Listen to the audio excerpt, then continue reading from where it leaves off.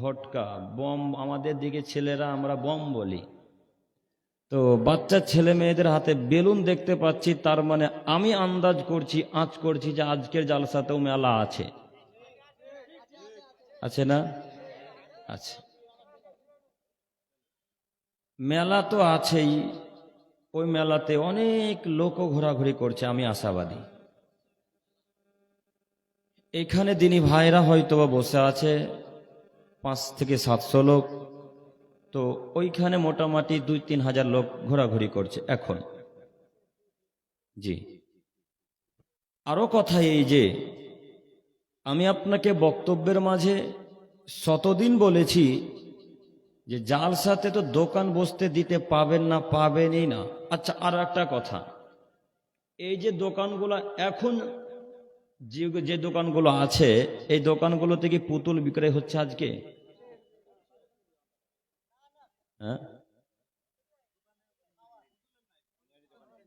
শুধু ওই বাদাম মানে মুদিখানার নাকি ঝুড়ি জিলাপি? তো আচ্ছা, ঝুড়ি জিলাপির দোকান থাকলো, তাহলে এটা জায়েজ মনে হয়? হ্যাঁ, জায়েজ নয়? না না, জায়েজ। যদি জায়েজ না হলো তো বসলো কেন? কথা বুঝেননি?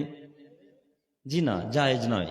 সম্মানিত মুরব্বী সাহেব, আমি আপনাকে কি দিয়ে যে বুঝাই, জালসা হবে, শুধু লোক এখানেই থাকবে। আচ্ছা বলেন তো দেখি, আজকে যদি মেলাটা না বসতো, ঝুড়ি জিলাপি ফুচকার দোকান আশেপাশে দোকানে গ্রামগঞ্জে না থাকতো, যেই ছেলে মেয়েগুলা এখন আপাতত ঘোরাঘুরি করছে, ওরা আজকে কোথায় বসে থাকতো বলেন তো দেখি? এই মঞ্চের সামনে, তাই না? আর যদিও ওরা বসতে না পারতো বা না বসে থাকতো, তাহলে হয়তো ওরা ঘরে থাকতো, আজকে জেনা করতো না। এখন উপস্থিত আপনার ছেলের মেয়ে জেনা করছে, দেখে আসেন, যান। কথা বিশ্বাস হলো না? না, কথা বিশ্বাস হয়নি? মনে করেন এই চেয়ারে একটা ঝুড়িওয়ালা বসে আছে, তার পাশে আর একজন জিলাপি বিক্রয় করছে, তার পাশে একজন বাদাম বিক্রয় করছে, একে একে বিক্রয় করতে করতে লাইন লাইন চলে যাচ্ছে। তো এই ঝুড়ি জিলাপি যে লোকটা বিক্রয় করছে, এর কাছে ক্রয় করতে শুধু পুরুষ মানুষ আসছে না মহিলারাও আসছে? মহিলারাও আসছে। একসঙ্গে সবাই বলছে আমাকে 500 দেন, আমাকে 250 দেন, আমাকে 700 দেন, 1 পোয়া দেন, বলে না মনে হয়? বলছে কিনা? তো আপনার কন্যা যে 500, 700, 1 কিলো জিলাপি কিনতে গেছে, তো আর একটা ছেলে যে আপনার কন্যাকে ধাক্কা মারলো, তো আপনাকে খারাপ লাগলো না? যে আপনার কন্যাকে যে আবার ধাক্কা মারলো একটা ছেলে ঝুড়ি জিলাপি কিনতে গিয়ে, একজন আরেকজনকে ধাক্কা মারে, এই জন্য ঝুড়ি জিলাপি যখন এত ভিড় হয়, তো আপনাকে খারাপ লাগলো না? আব্দুল করিম সাহেব, আমার মেয়ে ঝুড়ি জিলাপি খাবে, তো কি করব, কিনতে যাবে না? জি, খাবে, কথা ঠিক। ফুচকাও খাবে, আপনার কোনে কথাই ঠিক। ঝুড়িও খাবে, আপনার কোনে কথা ঠিক। কিন্তু আপনার মেয়ে বাজারে যেতে পারবে না। আপনার মেয়ে যদি ঝুড়ি জিলাপি খেতে চাই, আপনার মেয়ে যদি ফুচকা খাওয়াই লাগে, আপনার মেয়েকে যদি জিলাপি কিনে দিতেই হয়, তো আপনি কিনে দিবেন। আপনার কন্যা কেন বাজারে? আপনার কন্যা কেন বাজারে? এই উত্তর দিনাজপুর করণদিঘির থানার সব মানুষ হিজড়া হয়ে গেছে নাকি যে কন্যারা বাজারে যাবে?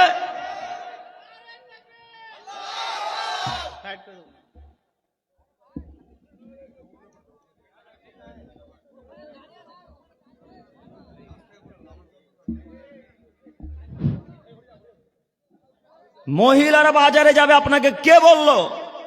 পুরুষ মানুষ কি এই গ্রামে একটাও নেই? সব যা আছে হিজড়ার কন্যা নাকি সব? মহিলারা বাজারে সবজি কিনতে, ঝুড়ি জিলাপি কিনতে গেল মানে, আপনি বাড়িতে পুরুষ আছেন, আপনি ঝুড়ি জিলাপি কিনে এনে দেবেন, আপনার কন্যা যাবে না। আপনি বাড়িতে বেঁচে আছেন, আপনার ছেলে যাবে, আপনার মেয়ে যাবে না। আপনি বাড়িতে উপস্থিত, ঝুড়ি জিলাপি আপনি কিনে এনে দেবেন, আপনার কন্যা যাবে না, আপনার মেয়ে যাবে না, আপনার স্ত্রী যাবে না। আজকে এই গ্রামে, এই করণদিঘি থানার জালসাতে যত কন্যা, যে সমস্ত বাপের মেয়েরা, যে সমস্ত স্বামীর স্ত্রীরা, মহিলারা বাজারে ঘোরাঘুরি করছে, এরা কেউ পুরুষ নয়, এরা সব কাপুরুষ, এরা সব কাপুরুষ, এরা সব কাপুরুষ। এদের পুরুষত্ব নেই। যদি পুরুষত্ব থাকতো, তাহলে আজকের মতো প্রোগ্রামে, আজকের মতো দিনী সভাতে মহিলারা বাজারে ঘোরাঘুরি করতে পারতো না। পুরুষত্ব নেই, তো আজকে বাজারে যেতে পেরেছে। পুরুষত্ব শরীরে নেই তো আজকে কন্যারে ঝুড়ি জিলাপি কিনতে গেছে। আমরা কি বাপ বেটা কবরে ঢুকেছি যে আমার কন্যা ঝুড়ি জিলাপি কিনতে যাবে? যে করণদিঘিতে কোনো পুরুষ মানুষ বেঁচে নেই, সবাই বেঁচে আছে, কথা ঠিক। তো আপনার কন্যা বাজারে গেল কেন? আপনি কি করছিলেন? আপনাকে কিনে এনে দিতে হবে, কথা আল্লাহ বলছেন। মহান আল্লাহ তাআলা বলেন, অকর্ণা ফি বুয়ুতিকুন্না ওয়ালা তাবারুজনা তাবারুজাল জাহিলিয়াতিল উলা। হে পৃথিবীর মানুষ, তোমরা শোনো, তোমাদের নারীগণ, তোমাদের কন্যাগণ, তোমাদের স্ত্রীগণ বাড়িতেই থাকবে। জরুরি প্রয়োজন ছাড়া তারা বাড়ি থেকে বের হবে না। জরুরি প্রয়োজন। বলেন, এখন রাত্রি 10:51 বাজে, এখন রাত্রি 10:51-52 বাজে। এত রাত্রে আপনার স্ত্রী ওই ঝুড়ি জিলাপি কিনছে। বলেন, আপনার স্ত্রী এত রাত্রে কি জরুরি কাজ আছে? বলেন দেখি, কি কাজ আছে? গেল কেন? আপনার স্ত্রী যেতে পাবে না। আব্দুল করিম সাহেব, একবারে কি বেরোতে পাবে না? মহিলারা পাবে, জরুরি প্রয়োজনে পাবে। জরুরি প্রয়োজন, জরুরি প্রয়োজন যদি না থাকে তাহলে আপনার কন্যা বের হবে না, এ কথা আল্লাহ তাআলা বলছেন। সম্মানিত মুরব্বী সাহেব, সম্মানিত দিনী ভাই, সম্মানিত মা ও বোনেরা, আপনাদেরকে আমি অনুরোধ করে বলি, বাড়িতে বসবাস করেন, জরুরি প্রয়োজন ছাড়া বাড়ি থেকে বের হবেন না। জান্নাত হবে ইনশাআল্লাহ, জান্নাত হবে ইনশাআল্লাহ। একটা কথা বলি, বাড়িতে পুরুষ মানুষ নেই, জিলাপি খাওয়ার প্রয়োজন আছে। বাড়িতে ছেলে মানুষ নেই, ঝুড়ি খাওয়ার প্রয়োজন আছে। আব্দুল করিম সাহেব, এখন কি করব? এখন আপনাকে পরামর্শ দিতে পারি, পাশে বাড়িতে তো পুরুষ মানুষ আছে, পাশে বাড়িতে বাচ্চা ছেলেরা নেই। ওই বাচ্চা ছেলেদেরকে বলতে হবে, ভাইয়া 250 ঝুড়ি কিনে এনে দাও, তো আমি খাবো ভাইয়া, আমার খুব মন করেছে খাওয়া। ওই ছোট ছেলেটা আপনার কন্যাকে, আপনার মাকে, আপনার স্ত্রীকে কিনে এনে দেবে। এরপরও আপনার স্ত্রী যেতে পাবে না। যদিও যাই তো মোহাম্মদ সাল্লাল্লাহু আলাইহি সাল্লাম বলে, যদি যাওয়াই লাগে তো বোরখা পরে, হাতের গ্লাভস পরে, মুখমণ্ডলকে ঢেকে তারপরে বাড়ি থেকে বেরিয়ে জিনিসপত্র কিনবে। কথা বুঝতে পারেননি? যদি যেতে হয় তো কিভাবে যেতে পাবে বলেন দেখি একবার? বোরখা পরে, সুন্দর করে হাত মুখকে ঢেকে, তারপরে ঝুড়ি জিলাপি, শাকসবজি, আলু পটল বেগুন যা যা কিনবে কিনতে যাবে। এ কথা আল্লাহ নবী বলছেন, এ কথা আল্লাহ নিজে বলছেন। এখন আপনাকে বলি, আপনাদের যত কন্যা আজকে বাজার আছে সবাই বোরখা পরে আছে নাকি? জি, সব তো বেহায়ার মতো, নগ্নতা বেহায়ার মতো চলাচল করছে, জাহিলিয়াতের নারীদের মতো, বেহায়া নারীদের মতো এখনো চলাচল করছে। এরপরে মুরব্বী সাহেব, আপনি তাহাজ্জুদ পড়েন, তাহাজ্জুদে মনে করছেন জান্নাত কিনবো। কেউ যখন আপনাকে শিক্ষণীয়মূলক কথা বলতে যাচ্ছে, যে মুরব্বী সাহেব আপনার কন্যা এভাবে ঘোরাঘুরি করছে, আপনি নিষেধ করতে পারেন না কেন? আপনার কন্যার কথা যখন উঠে আসে তখন আপনি বলছেন, হ্যাঁ ছাড় তো, জান্নাত চলে যাবো কি যে করে হোক। এরকম কথা আছে না? মনে হয় আছে না? এই কথা যদি মুরব্বীদের ব্রেনে থাকে, তো মুরব্বী সাহেবদের উদ্দেশ্যে আমি বলতে চাইছি যে, মুরব্বী সাহেব আপনি একটু আমার দিকে খেয়াল করেন, কথার দিকে লক্ষ্য করেন। আপনার কন্যা বাজারে ঘুরবে, রাস্তাতে যাবে, আর আপনি যদি বাধা না দেন তাহলে তাহাজ্জুদ, 5 ওয়াক্ত সালাত আর অন্যান্য ইবাদত কোনো কাজে আসবে না। আজ থেকে মুহাম্মদ সাল্লাল্লাহু আলাইহি সাল্লাম 1450 বছর পূর্বে মক্কার মরুভূমিতে হাদিস বলে গেছেন। আজও হাদিস গ্রন্থে পড়ে আছেন। আল্লাহ নবী বলছেন, 3 শ্রেণীর মানুষ জান্নাতে যাবে না। 3 শ্রেণীর মানুষ জান্নাতে যাবে না। তার 1 শ্রেণীর মানুষ আদ-দায়ুস আল্লাযী ইউকিরু ফি আহলিহিল খাবাস, বাড়িতে যারা বেহায়া আপনার সুযোগ দেয় তারা জান্নাতে যাবে না। দায়ুস কি ভাই? বুঝতে পারলাম না। আব্দুল করিম ভাই, দায়ুস কি জিনিস একটু বুঝিয়ে বলবেন কি? জি, বুঝিয়ে বলার জন্য করণদিঘিতে এসেছি। একটু আমার দিকে তাকান। দায়ুস মানে আপনার কন্যা আজকে মাধ্যমিক দিতে গেছে, জানেন?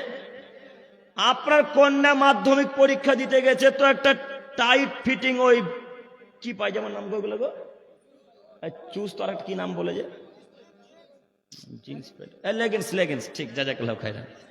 লেগিংস প্যান্ট পরে, জেগিংস প্যান্ট পরে আপনার কন্যা আজকে মাধ্যমিক পরীক্ষা দিতে গেছে। শুধু তাই নয়, আপনার কন্যা যখন মাধ্যমিক পরীক্ষার গাড়িতে উঠে, তখন আপনার কন্যার চুলগুলো সব ছাড়া ছিল। কোথায় ভুল হচ্ছে মনে হয়?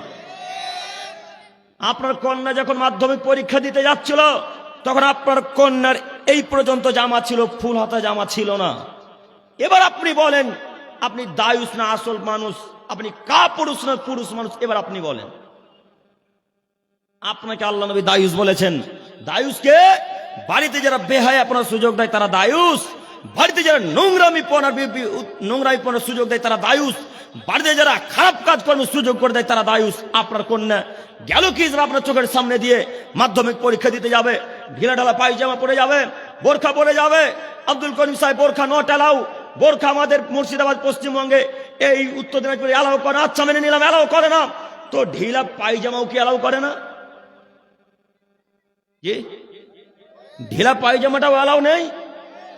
এই পর্যন্ত হাত এলাও নেই, এখান থেকে ওই স্কাপ এলাও নেই, সব এলাও আছে, বোরখা এলাও আছে। কোন স্কুলে এমন আছে যে নিষেধ করেছে বোরখা পরে আসতে পাবে না?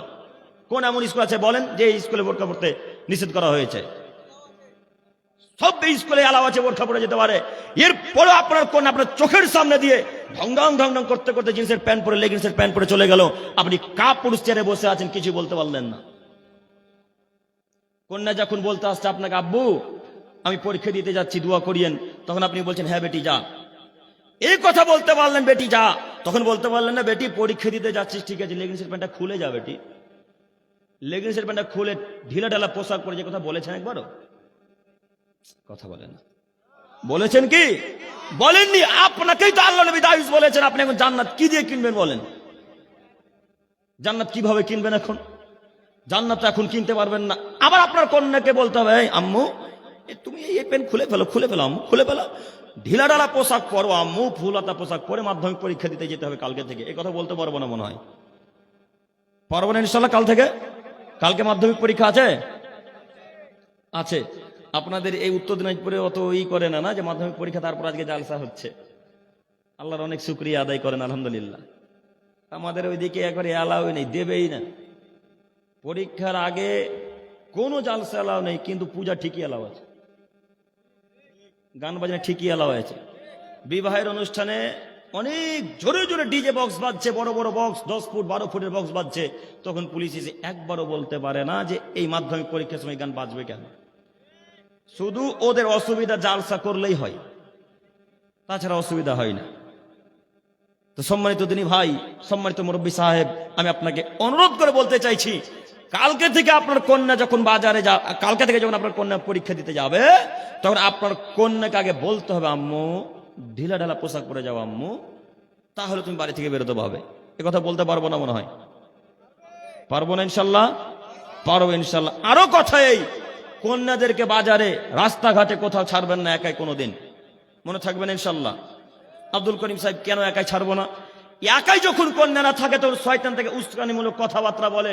আব্দুল্লাহ ইবনে মাসউদ রাদিয়াল্লাহু তাআলা আনহু থেকে বর্ণিত, তিনি বলেন রাসূল সাল্লাল্লাহু আলাইহি সাল্লাম বলেছেন আল মারাতু আওরাতুন ফাইদা খারাজাত ইস্তাসরাফা শাইতান। নারী হচ্ছে গোপন বস্তু, নারী হচ্ছে গোপন বস্তু। ফাইদা খারাজাত ইস্তাসরাফা শাইতান। নারী যখন বাড়ি থেকে বের হয় তখন শয়তান তাকে নগ্নতার প্রতি উৎসাহিত করে তোলে। একাই নারীকে পেলে শয়তান বলবে তুমি একবার চুলগুলোকে এদিক ওদিক করো, তখন দেখতে পান না মহিলার চুলগুলোকে হাঁটতে কেমন ভাবে নড়াচড়া করে। শয়তানের কাজ মানুষকে পথভ্রষ্ট করা, জাহান্নামের দিকে নিয়ে যাওয়া। এই জন্য আল্লাহ নবী বললেন নারী হচ্ছে গোপন বস্তু, নারী হচ্ছে গোপন বস্তু, নারী বাড়িতেই থাকবে। জরুরি প্রয়োজন ছাড়া মহিলার বাড়ি থেকে বের হবে না, জরুরি প্রয়োজন। সম্মানিত তিনি ভাই, কোনটা জরুরি প্রয়োজন কাজ আমি হয়তো আপনাকে বোঝাতে পারলাম না। জরুরি কাজ হলো হাসপাতাল যেতে হবে, জরুরি কাজ হলো স্কুল কলেজ বিশ্ববিদ্যালয়ে যেতে হবে, জরুরি কাজ হলো আব্বু আম্মুর বাড়ি, দিদির বাড়ি, ভাইয়ের বাড়ি, দাদার বাড়ি, নানা নানির বাড়ি, খালা খালুর বাড়ি যেতে হবে। এগুলো সব জরুরি কাজ। রাস্তাতে ফলমূল কিনবে এটা তার জরুরি কাজ নয়, রাস্তাতে সবজি কিনবে এটা তার জরুরি কাজ নয়, ঝুড়ি জিলাপি কিনবে রাস্তাতে এটা তার জরুরি কাজ নয়। আজকে থেকে ঠেকাতে পারবো ইনশাল্লাহ? পারবো ইনশাল্লাহ? ইনশাল্লাহ। আল্লাহ তুমি করুন দিকের মানুষকে কবুল করো, সকলে বলি আমিন।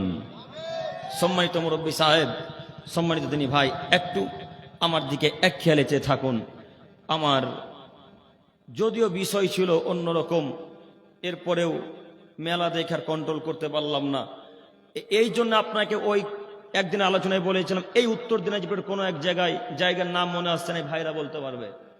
এই জন্য জালসাতে বলেছিলাম আপনার হুজুরকে একদিন বলতে বললেন না মেলা বিরুদ্ধে। কোথায় গো? পালসা, না না পালসা নয়, মাদ্রাসা জালসাটা বারহাস, জাযাকাল্লাহু খাইর, বারহাস। আপনার হুজুরকে একদিন বলতে বলেন না যে মেলার বিরুদ্ধে। আপনার হুজুর মেলার বিরুদ্ধে একদিনও কথা বলবে না। কেন? মেলার বিরুদ্ধে কথা বললে কাল থেকে আর কমিটি লোক জালসা করতে ডাকবে না। এই জন্য আপনার হুজুর মেলার বিরুদ্ধে কথা বলে না। আমি আব্দুল করিম আমিনুল ইসলাম আপনার কমিটিকে এতটুকু দাম দিই না ইনশাআল্লাহ। গত বছর মাদ্রাসায় জালসাতে ডাকবেন কি না ডাকবেন, গত বছর কবরস্থানের উন্নতি করবে ডাকবেন কি না ডাকবেন, মসজিদের উন্নতি করবে জালসা করতে ডাকবেন কি না ডাকবেন, এটা আমি কেয়ার করি না, আপনাকে পরোয়া করি না। হক কথা বলতে এসেছি, হক কথা বলে যাব। যতদিন জালসাতে মেলা চলবে, যতদিন পুতুল বিক্রয় হবে, যতদিন এইভাবে বেহায়া নগ্নতা হয়ে মহিলারা চলাচল করবে, ততদিন পর্যন্ত এই কমিটির বিরুদ্ধে কথা বলতে পারি, ততদিন পর্যন্ত মহিলাদের বিরুদ্ধে কথা বলতে পারি, ততদিন পর্যন্ত সমাজের বিরুদ্ধে কথা যাবে। আমি আপনার 5 পয়সা মূল্য দিই না। আপনার হুজুরকে বলতে বলেন। আপনার হুজুর ঠিকই এসে অন্যান্য ভাষায় বক্তব্য রাখতে পারে, ঠিকই হালাল হারামের কথা বলতে পারে, ঠিকই শিরক বিদআতের কথা বলতে পারে, ঠিকই অন্যান্য বক্তব্য রাখতে পারে, কিন্তু আপনার হুজুর একদিনে এই নিষেধ অসৎ কাজ নিষেধ করলো না, একদিনের বিরুদ্ধে করলো না। কেন? জালসায় মেলা বসবে কেন? একদিন বলেছে আপনার হুজুর? বলেনি। বলবে কিভাবে? ক্ষমতা নেই, যে ভয় আছে যে অন্তরে। আজকে বলে যে কাল থেকে যার এই দক্ষিণ উত্তর দিনাজপুরের মানুষ আর ডাকবে না, যে এই ভয় আছে অন্তরে। শুনুন, একটা কথা মনে রাখবেন, যত বক্তা সাহেব থাকুন, যত আলেম ওলামা কেরাম থাকুন, এবং যত দিনী ভাইয়েরা থাকুন না কেন, সবার উদ্দেশ্যে একটা কথা, রিজিক কোথা থেকে লেখা হয়? ভাগ্য কোথায় লেখা হয়েছে? কত বছর আগে ভাগ্য লেখা হয়েছে বলুন দেখি? পৃথিবী সৃষ্টির 50,000 বছর আগে ভাগ্য লেখা হয়েছে। পৃথিবী সৃষ্টির 50,000 বছর আগে ভাগ্য লেখা হয়েছে। ওই দিন যদি লেখা থাকে আব্দুল করিম উত্তর দিনাজপুরে জালসায় আসবে, তো কোনো মায়ের বেটা ঠেকাতে পারবে না। বুঝতে পারেন না? সেই দিন যদি লেখা থাকে যে আব্দুল করিম যত কঠিন ভাবে বক্তব্য রাখুক, যত কড়া ভাবে বক্তব্য রাখুক মেলার বিরুদ্ধে, সেই দিন যদি আল্লাহ লিখে দেয় যে এর পরেও আব্দুল করিম ওখানে জালসাতে যাবে, কোনো মায়ের বেটা বিরোধিতা করে ঠেকাতে পারবে না। কত আলেম ওলামা কত বক্তা আব্দুল করিমকে ঠেকানোর চেষ্টা করলো, কে ঠেকাতে পারলো? কতজন গালি দিচ্ছে পাশালে বসে, কে ঠেকিয়েছে? কতজন আব্দুল করিমকে এখনো গালি দেয়, বক্তা বলেন আর যেই মানুষ বলেন না এখনো গালি দেয়। এখন আব্দুল করিমের দুর্নাম করে কোন ব্যাটা ঠেকাতে পেরেছে বলেন? আব্দুল করিমকে ঠেকাতে হলে আল্লাহকে বলতে হবে। আব্দুল করিমকে বসতে দিতে হলে কাকে বলতে হবে বলেন দেখি? আল্লাহকে বলতে হবে, আল্লাহ আব্দুল করিম যেন আর জালসা করতে না পারে তুমি কবুল করো। আল্লাহ আব্দুল করিম যেন জালসা করতে না পারে তুমি কবুল করো। আল্লাহ আব্দুল করিমকে যেন কেউ না ডাকে তুমি কবুল করো। এই দোয়া কার কাছে কবুল করাতে হবে? আল্লাহর কাছে। এই দোয়া যদি আল্লাহ কবুল করে নাই, বক্তা সাহেব আপনি শুনুন, কোন মায়ের বেটাকে ভাঙাতে হবে না যে আব্দুল করিমকে ডাকিয়েন না। কথা বুঝতে পারেন না? কোন মায়ের বেটাকে বলতে হবে না যে আব্দুল করিমকে ডাকিয়েন না। আপনি ফোনে ফোনে বলছেন আব্দুল করিমকে কেন ডেকেছেন? ও যে মেলার বিরুদ্ধে কথা বলে। ঠেকাতে পেরেছেন? কি করলেন বক্তব্য ফোন করে? কি করলেন ফোন করে? শতদিন বলেছি, কিছু করতে হলে কাকে বলতে হয়? আল্লাহর কসম, ওয়াল্লাহি আল্লাহর কসম, ওয়াল্লাহি আল্লাহর কসম, যখন স্টেজে আসি তখন আগে আম্মাকে ফোন করে বলি, আম্মু স্টেজে যাচ্ছি দোয়া করিয়েন। দোয়া ওখানে কবুল করাতে হবে, ওখানে বলতে হবে আল্লাহকে। আল্লাহকে বলি, আল্লাহ তুমি ইখলাসের সাথে তুমি আমাদেরকে কবুল করো। এইভাবে দিন রাত দোয়া করি, দিন রাত 5 ওয়াক্তের সালাতে দোয়া করে, আল্লাহ তুমি কবুল করে নাও। আল্লাহ কবুল করে নেয় কোনো বক্তা, কোনো মানুষ, কোনো নেতা, কোনো নেত্রী, কোনো মন্ত্রী। খালি মুসলিম কোরআন মাজিদের আয়াত আল্লাহ বলছেন, পৃথিবী সৃষ্টির 50,000 বছর পূর্বে মানুষের ভাগ্য লেখা হয়েছে। পৃথিবী সৃষ্টির 50,000 বছর পূর্বে মানুষের ভাগ্য লেখা হয়েছে। সেদিন যদি ভাগ্য লিখে থেকে আব্দুল করিম এখানে জালসাতে আসবে, আবারও এখানেই আসবে ইনশাআল্লাহ। কথা বুঝেন নি? ভাগ্যকে এইভাবে বিশ্বাস করি, ভাগ্যকে এইভাবে বিশ্বাস করি। কেউ যদি তাকদীরকে অস্বীকার করে তাহলে সে কাফের। এটা তো আপনাদের নতুন ফতোয়া নয়, জানেন সবাই। কেউ যদি তাকদীরকে অস্বীকার করে, কেউ যদি ভাগ্যকে অস্বীকার করে তাহলে সে কাফের। এ কথা জানেন না? কেউ যদি তাকদীরকে অস্বীকার করে তাহলে সে কাফের। এ কথা ঠিক, তাকদীরকে বিশ্বাস করতে হবে।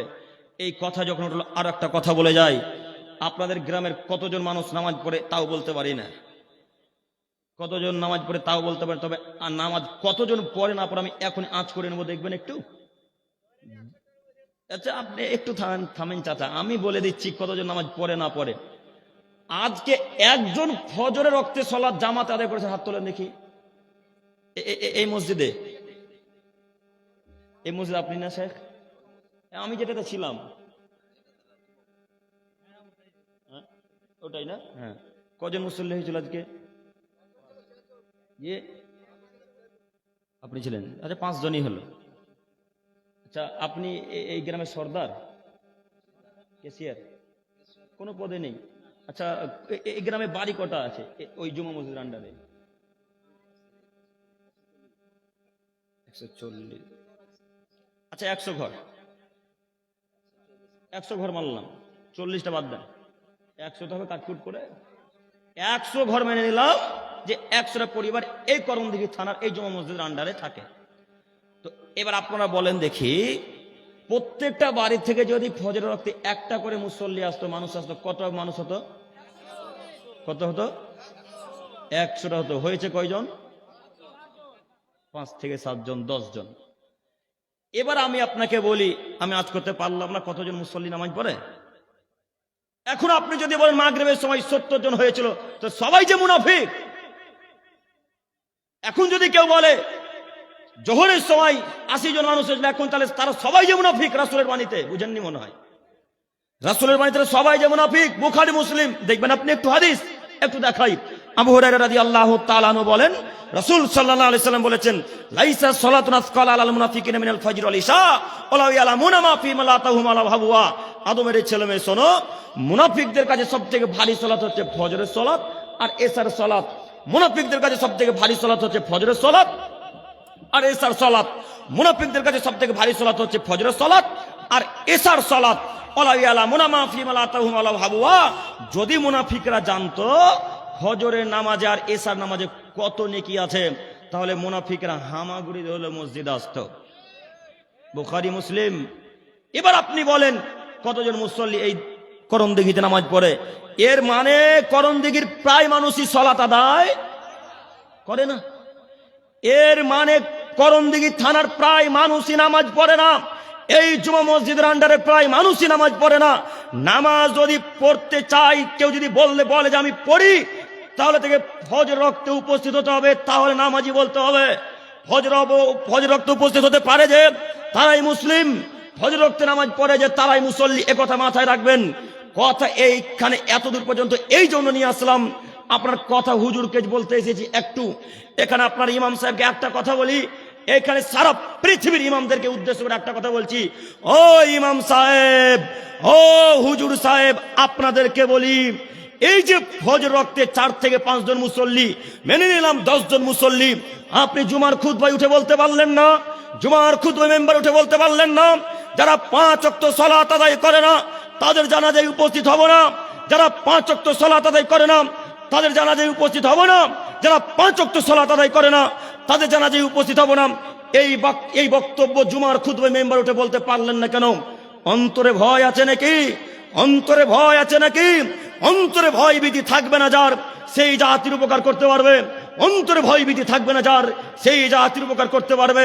অন্তরে যদি ভয় থেকে জাতির উপকার করতে পারবেন না, আপনি বলেন জুমার খুতবায় উঠে মেম্বারে উঠে 5 ওয়াক্ত যারা নামাজ পড়ে না, 5 ওয়াক্ত যারা সালাত আদায় করে না, এদের জানাজায় উপস্থিত হব না, এদের জানাজায় উপস্থিত হব না। আমাকে রাখতে হলে মসজিদ রাখুন, না রাখতে হলে না রাখুন। মাথা বিক্রি করে সমাজে চাকরি করতে আসেনি, মাথা বিক্রি করে সমাজে চাকরি করতে আসেনি। আমি বেনামাজি জানাজা পড়াবো কেন? আমি বেনামাজি জানাজা পড়াবো কেন? বেনামাজি তো কাফের, বেনামাজি তো কাফের, বেনামাজি কাফের। যারা ফজর ওয়াক্তে সালাত আদায় করে না, এশার সালাত আদায় করে না, 3 ওয়াক্তের সালাত আদায় করে তারা কাফের। যারা 1 ওয়াক্ত সালাত ইচ্ছা করতে ছেড়ে দেয় তারা কাফের। এই মুসল্লি নামাজ আপনি পড়বেন মানে অন্তরে ভয় ভীতি থাকবে না যার, সেই জাতির উপকার করতে পারে। অন্তরে ভয় ভীতি থাকবে না যার, সেই জাতির উপকার করতে পারে। ইমাম সাহেব, আপনাদের আমি দৃষ্টি আকর্ষণ করে বলতে চাইছি, জুমার খুতবায় মেম্বার উঠে বলেন যে যারা 5 ওয়াক্ত সালাত আদায় করে না তাদের জানাজায় উপস্থিত হব না, এই বক্তব্য পেশ করেন। দেখি আপনি পেশ করতে পারছেন কিনা। যদি পেশ করতে পারেন, 24 ঘন্টার মধ্যে গ্রামের যত মুসল্লি আছে, মানুষ আছে, সবাই নামাজ পড়তে আসবে ইনশাল্লাহ। এখন যদি আপনি মনে করেন যে এই বক্তব্য রাখলে আমাকে মসজিদ থেকে তাড়িয়ে দিবে, তাহলে আপনি ভাগ্যকে অস্বীকার করলেন। কথা বুঝতে পারেননি মনে হয়। এখন যদি আপনি বলেন এই বক্তব্য রাখলে মসজিদ থেকে তাড়িয়ে দিবে, তাহলে আপনি কি অস্বীকার করলেন? ভাগ্য অস্বীকার করলেন। কেন? তাকদীর কত বছর আগে লেখা হয়েছে? পৃথিবী সৃষ্টির 50,000 বছর আগে ভাগ্য লেখা হয়েছে। সেই দিন যদি লেখা থাকে করণদিঘি থানার মসজিদে, জুমা মসজিদে এই বক্তব্য দেওয়ার পরেও ওখানে ইমামতি করবেন, তাহলে কোন মসজিদের সর্দার, সভাপতি, ক্যাসের কেউ তাকে হটাতে পারবে না। আপনি তাকদীরকে যদি অস্বীকার করেন তাহলে তো আপনি মুসলমান থাকবেন না। আপনাকে বলতে চাইছি, বক্তব্য রাখেন না, দেখি মসজিদে মুসল্লি হয় কিনা। 24 ঘন্টার মধ্যে দেখবেন মসজিদে মুসল্লি আটে না, জায়গা দিতে পারবেন না ইনশাল্লাহ। আমরা কজন বক্তব্য রাখতে পারি এভাবে? কেউ রাখতে পারি না। আমাদের বড় ভয় বক্তব্য রাখতে। এই বক্তব্য রাখলে ইমাম সাহেবকে তো মসজিদ থেকে তাড়াবেই। মমতা খালার 3000 টাকাটাও কেটে দেবে। আর এরা এত বদ মানুষ, যারা দায়িত্ব আছে, বিশেষ করে শুধু করণদিঘির মানুষকে বলি না, আপনারা মনে করি না করণদিঘির মানুষকে বলছি। আমি কোনোদিন কোনো মানুষের নাম নিয়ে বক্তব্য রাখিনি, ইনশাল্লাহ রাখবো না। এতক্ষণ পর্যন্ত একবার শেখ বলেছি করণদিঘির মানুষের নাম, একবার বলি, ইনশাল্লাহ বলবো না। এবার আপনাকে বলি, যারা দায়িত্ব আছে এরা এত বদ, এরা এত বদের বদ, যদি বক্তব্য এইভাবে দেয় আর মসজিদ থেকে যদি তাড়িয়ে দেয় তো ইমাম ভাতাটাকেও কেটে দেবে। কাটে না? জি, শাহাবুদ্দিন হাজী সাহেব 5,000 টাকা ফোন পেতে দিয়েছেন। আল্লাহ জুনাদানকে কবুল করেন, আল্লাহুম্মা সাল্লি আলাইহি, সকলে বলি আমিন। সম্মানিত মুরব্বী সাহেব, এবার আপনাকে বলি, আপনি যদি এই ইমাম ভাতা কাটার ভয় করেন, মসজিদের চাকরি ভয় করেন, তাহলে জাতির আর উপকার করতে আপনি পারবেন না। আপনি তাকদীরকে বিশ্বাস করেন, তাকদীরে মাথা কথা রাখেন, দেখেন ইনশাআল্লাহ সমাজ পরিবর্তন হয় কিনা। জোরালো কণ্ঠে বক্তব্য রাখবেন। জুমার খুতবাতে মানুষ যত পরিবর্তন হয়, এই জালসাতে তত মানুষ পরিবর্তন হয় না। এখন যেই হিসেবে বক্তব্য মানুষ শুনছে জুমার খুতবা, এর থেকে লক্ষ কোটি গুণ বেশি ভালো করে বক্তব্য শুনে। এই জন্যে জুমার খুতবার 8 ঘন্টা সময়, আর এই বক্তব্যের ময়দানে, জালসার ময়দানে 3 ঘন্টা সমান। দুটাকে কম্পেয়ার করলে জুমার খুতবা বেশি হবে। কথা বুঝতে পারিনি মনে হয়। জুমার খুতবায় মানুষের যত উপকার হয়, জালসাতে এত মানুষের উপকার হয় না। এই জন্যে বলছি আমি আপনাকে, ইমাম সাহেবের সমাজকে পরিবর্তন করতে পারবে। সম্মানিত মুরব্বী সাহেব, সম্মানিত দায়িত্বশীলগণ, আমি আপনাদের দৃষ্টি আকর্ষণ করে বলি, ইমাম সাহেবকে ফুল পাওয়ার দেন, ইমাম সাহেবকে ফুল পাওয়ার দেন। 15,000 টাকা বেতন দিয়ে তাকে ফুল সম্পূর্ণ কাজ করিয়ে নেন। তাকে বলেন রাসূল সাল্লাল্লাহু আলাইহি ওয়াসাল্লাম যেভাবে বক্তব্য দিয়েছেন, সেই হাদিসগুলি জাতির সামনে পেশ করার চেষ্টা করেন, বক্তব্য পড়ে দেওয়ার চেষ্টা করেন। যদি এইভাবে ইমাম সাহেবকে বক্তব্য দিতে বলেন, ইমাম সাহেবকে যদি ফুল পাওয়ার দেন, আপনি যদি বলেন আপনার যেগুলো সই হাদিস যা ভাবে বলতে হয় বলেন, ইমাম সাহেব সাহস পাবে এবং আপনাদের প্রত্যেকটা মানুষকে বোঝানোর চেষ্টা করবে ইনশাআল্লাহ। কিন্তু বড় দুঃখ লাগে, যখন সুদের ব্যাপারে ইমাম সাহেব কথা বলে তখন এক কর্ণা থেকে গলা খেকর আসে। যে যখন বিড়ির ব্যাপারে বক্তব্য রাখে ইমাম সাহেব, তখন ওই কর্ণা থেকে গলা খেকর আসে। কিন্তু যে সভাপতি সে তো বিড়ি খায়, যে ক্যাশে সে তো সুদ খায়, যে সর্দার সে তো দাড়ি কাটে। এই কথা বলতে গেলে তখন গলা খাকর দিয়ে ইমাম সাহেবের মুখকে চুপ করিয়ে দিয়ে ইমাম সাহেব তখন শুধু সাহাবীদের ঘটনা, শুধু নবীদের ঘটনা, শুধু সাহাবীদের ঘটনা, শুধু নবীদের ঘটনা, আর কিছু জানেই না। সমাজ পরিবর্তন হবে এভাবে? আচ্ছা, আমি আপনাকে এখানে এসে বললাম না যে প্যান্ট টাকনো নিচে পরা হারাম, এ কথা বলে গেলাম না। আপনারা কেউ জানতে পারবেন যে প্যান্ট টাকনো নিচে পরা হারাম নয়? কেউ জানতে পারবেন? আমি এখানে এসে আলোচনা করলাম না যে দাড়ি কাটা হারাম, দাড়ি কাটতে পাবেন না, করলামই না। তো আপনারা কিছু জানতে পারলেন? তো ইমাম সাহেব যদি সমাজে নাই বলে, নাই বলতে দেন, তাহলে আপনারা কিভাবে জানবেন বলেন? প্রতিদিন তো ইউসুফ জুলেখার কাহিনী শুনছেন জুমার খুতবায়। ইউসুফ জুলেখার কাহিনী শুনে কি করবেন? কি উপকার করবেন সমাজের? ইউসুফ জুলেখার কাহিনী শুনে হয়তো ইমানটা বাড়বে একটু, কিন্তু এই হারাম কাজ কি করে ছাড়বেন আপনি? কথা মনে বুঝতে পারেননি মনে হয়। সম্মানিত মুরব্বী সাহেব, সম্মানিত দায়িত্বশীলগণ, আমি আপনাদের দৃষ্টি আকর্ষণ করে বলছি, আপনি দায়িত্বে যদি থাকতে চান তাহলে 5 ওয়াক্ত সালাত তো আপনাকে আদায় করা লাগবেই। 5 ওয়াক্ত সালাত তো আপনাকে আদায় করতে হবেই। পাশাপাশি বিড়ি, গুল, গুটকা, গাঁজা, হিরোইন, ইয়াবা, তিরঙ্গা, জর্দা, সিগারেট, ফেন্সিডেল, এই যাবতীয় যত হারাম খাদ্য আছে সবগুলিকে লাথি মেরে ফেলে দিতে হবে। পারবেন না ইনশাল্লাহ? ইনশাল্লাহ ইনশাআল্লাহ পারতেই হবে, করতেই হবে, নইলে আপনি পরকালে রেহাই পাবেন না। কেন? আনাস ইবনে মালিক রাদিয়াল্লাহু তাআলা আনহু থেকে বর্ণিত, তিনি বলেন রাসূল সাল্লাল্লাহু আলাইহি সাল্লাম বলেছেন, আলা কুল্লুকুম রাইন, পৃথিবীর মানুষ শোনো, প্রত্যেকটা মানুষ প্রত্যেকের জন্য দায়িত্বশীল। ও কুল্লুকুম মাসউলিন আন রায়াতিহি, এবং প্রত্যেকটা আদমের ছেলে মেয়েকে তার দায়িত্ব সম্পর্কে জিজ্ঞাসা করা হবে। এবার আপনি বলুন, যারা সর্দার, যারা ক্যাশিয়ার, যারা সভাপতি, যারা গ্রাম্য মোড়ল, এই যাবতীয় যে যে দায়িত্বে আছে, এরা সবাই একজন আরেকজনের দায়িত্বশীল, তাই না? হাদিস কিন্তু সহিহ মুসলিম ও মিসকাত, আপনি যদি দেখতে চান আমি দেখার জন্য প্রস্তুত আছি। আপনাকে বলছি, এই হাদিসকে সামনে রেখে এবার আপনাদেরকে অনুরোধ করে বলতে চাইছি, সেদিন যদি আল্লাহ বলেন, ও সর্দার সাহেব, ও ক্যাশিয়ার সাহেব, ও সভাপতি সাহেব, আপনি এই দায়িত্বে ছিলেন, এই দায়িত্বে থাকার পরেও মানুষ কেন হারাম কাজে লিপ্ত হয়েছিল, এই প্রশ্ন যদি আল্লাহ করে বসেন, তখন কি উত্তর দিবেন? আমি দোয়া করি আল্লাহ আমাদেরকে প্রশ্ন না করুক, সকল বলি আমিন। দোয়া করে আল্লাহ আমাদেরকে প্রশ্ন না করুক, সকল বলি আমিন। আল্লাহ যদি প্রশ্ন করে তাহলে কোনো মানুষ আর জান্নাত যেতে পারবে না। আল্লাহ যদি প্রশ্ন করা শুরু করে দেন, আর কেউ জান্নাতে যেতে পারবে না। এই কথা আল্লাহর নবী বলছেন। পাশে থেকে আয়েশা রাদিয়াল্লাহু তাআলা আনহা শুনতে পেয়েছেন এই কথা।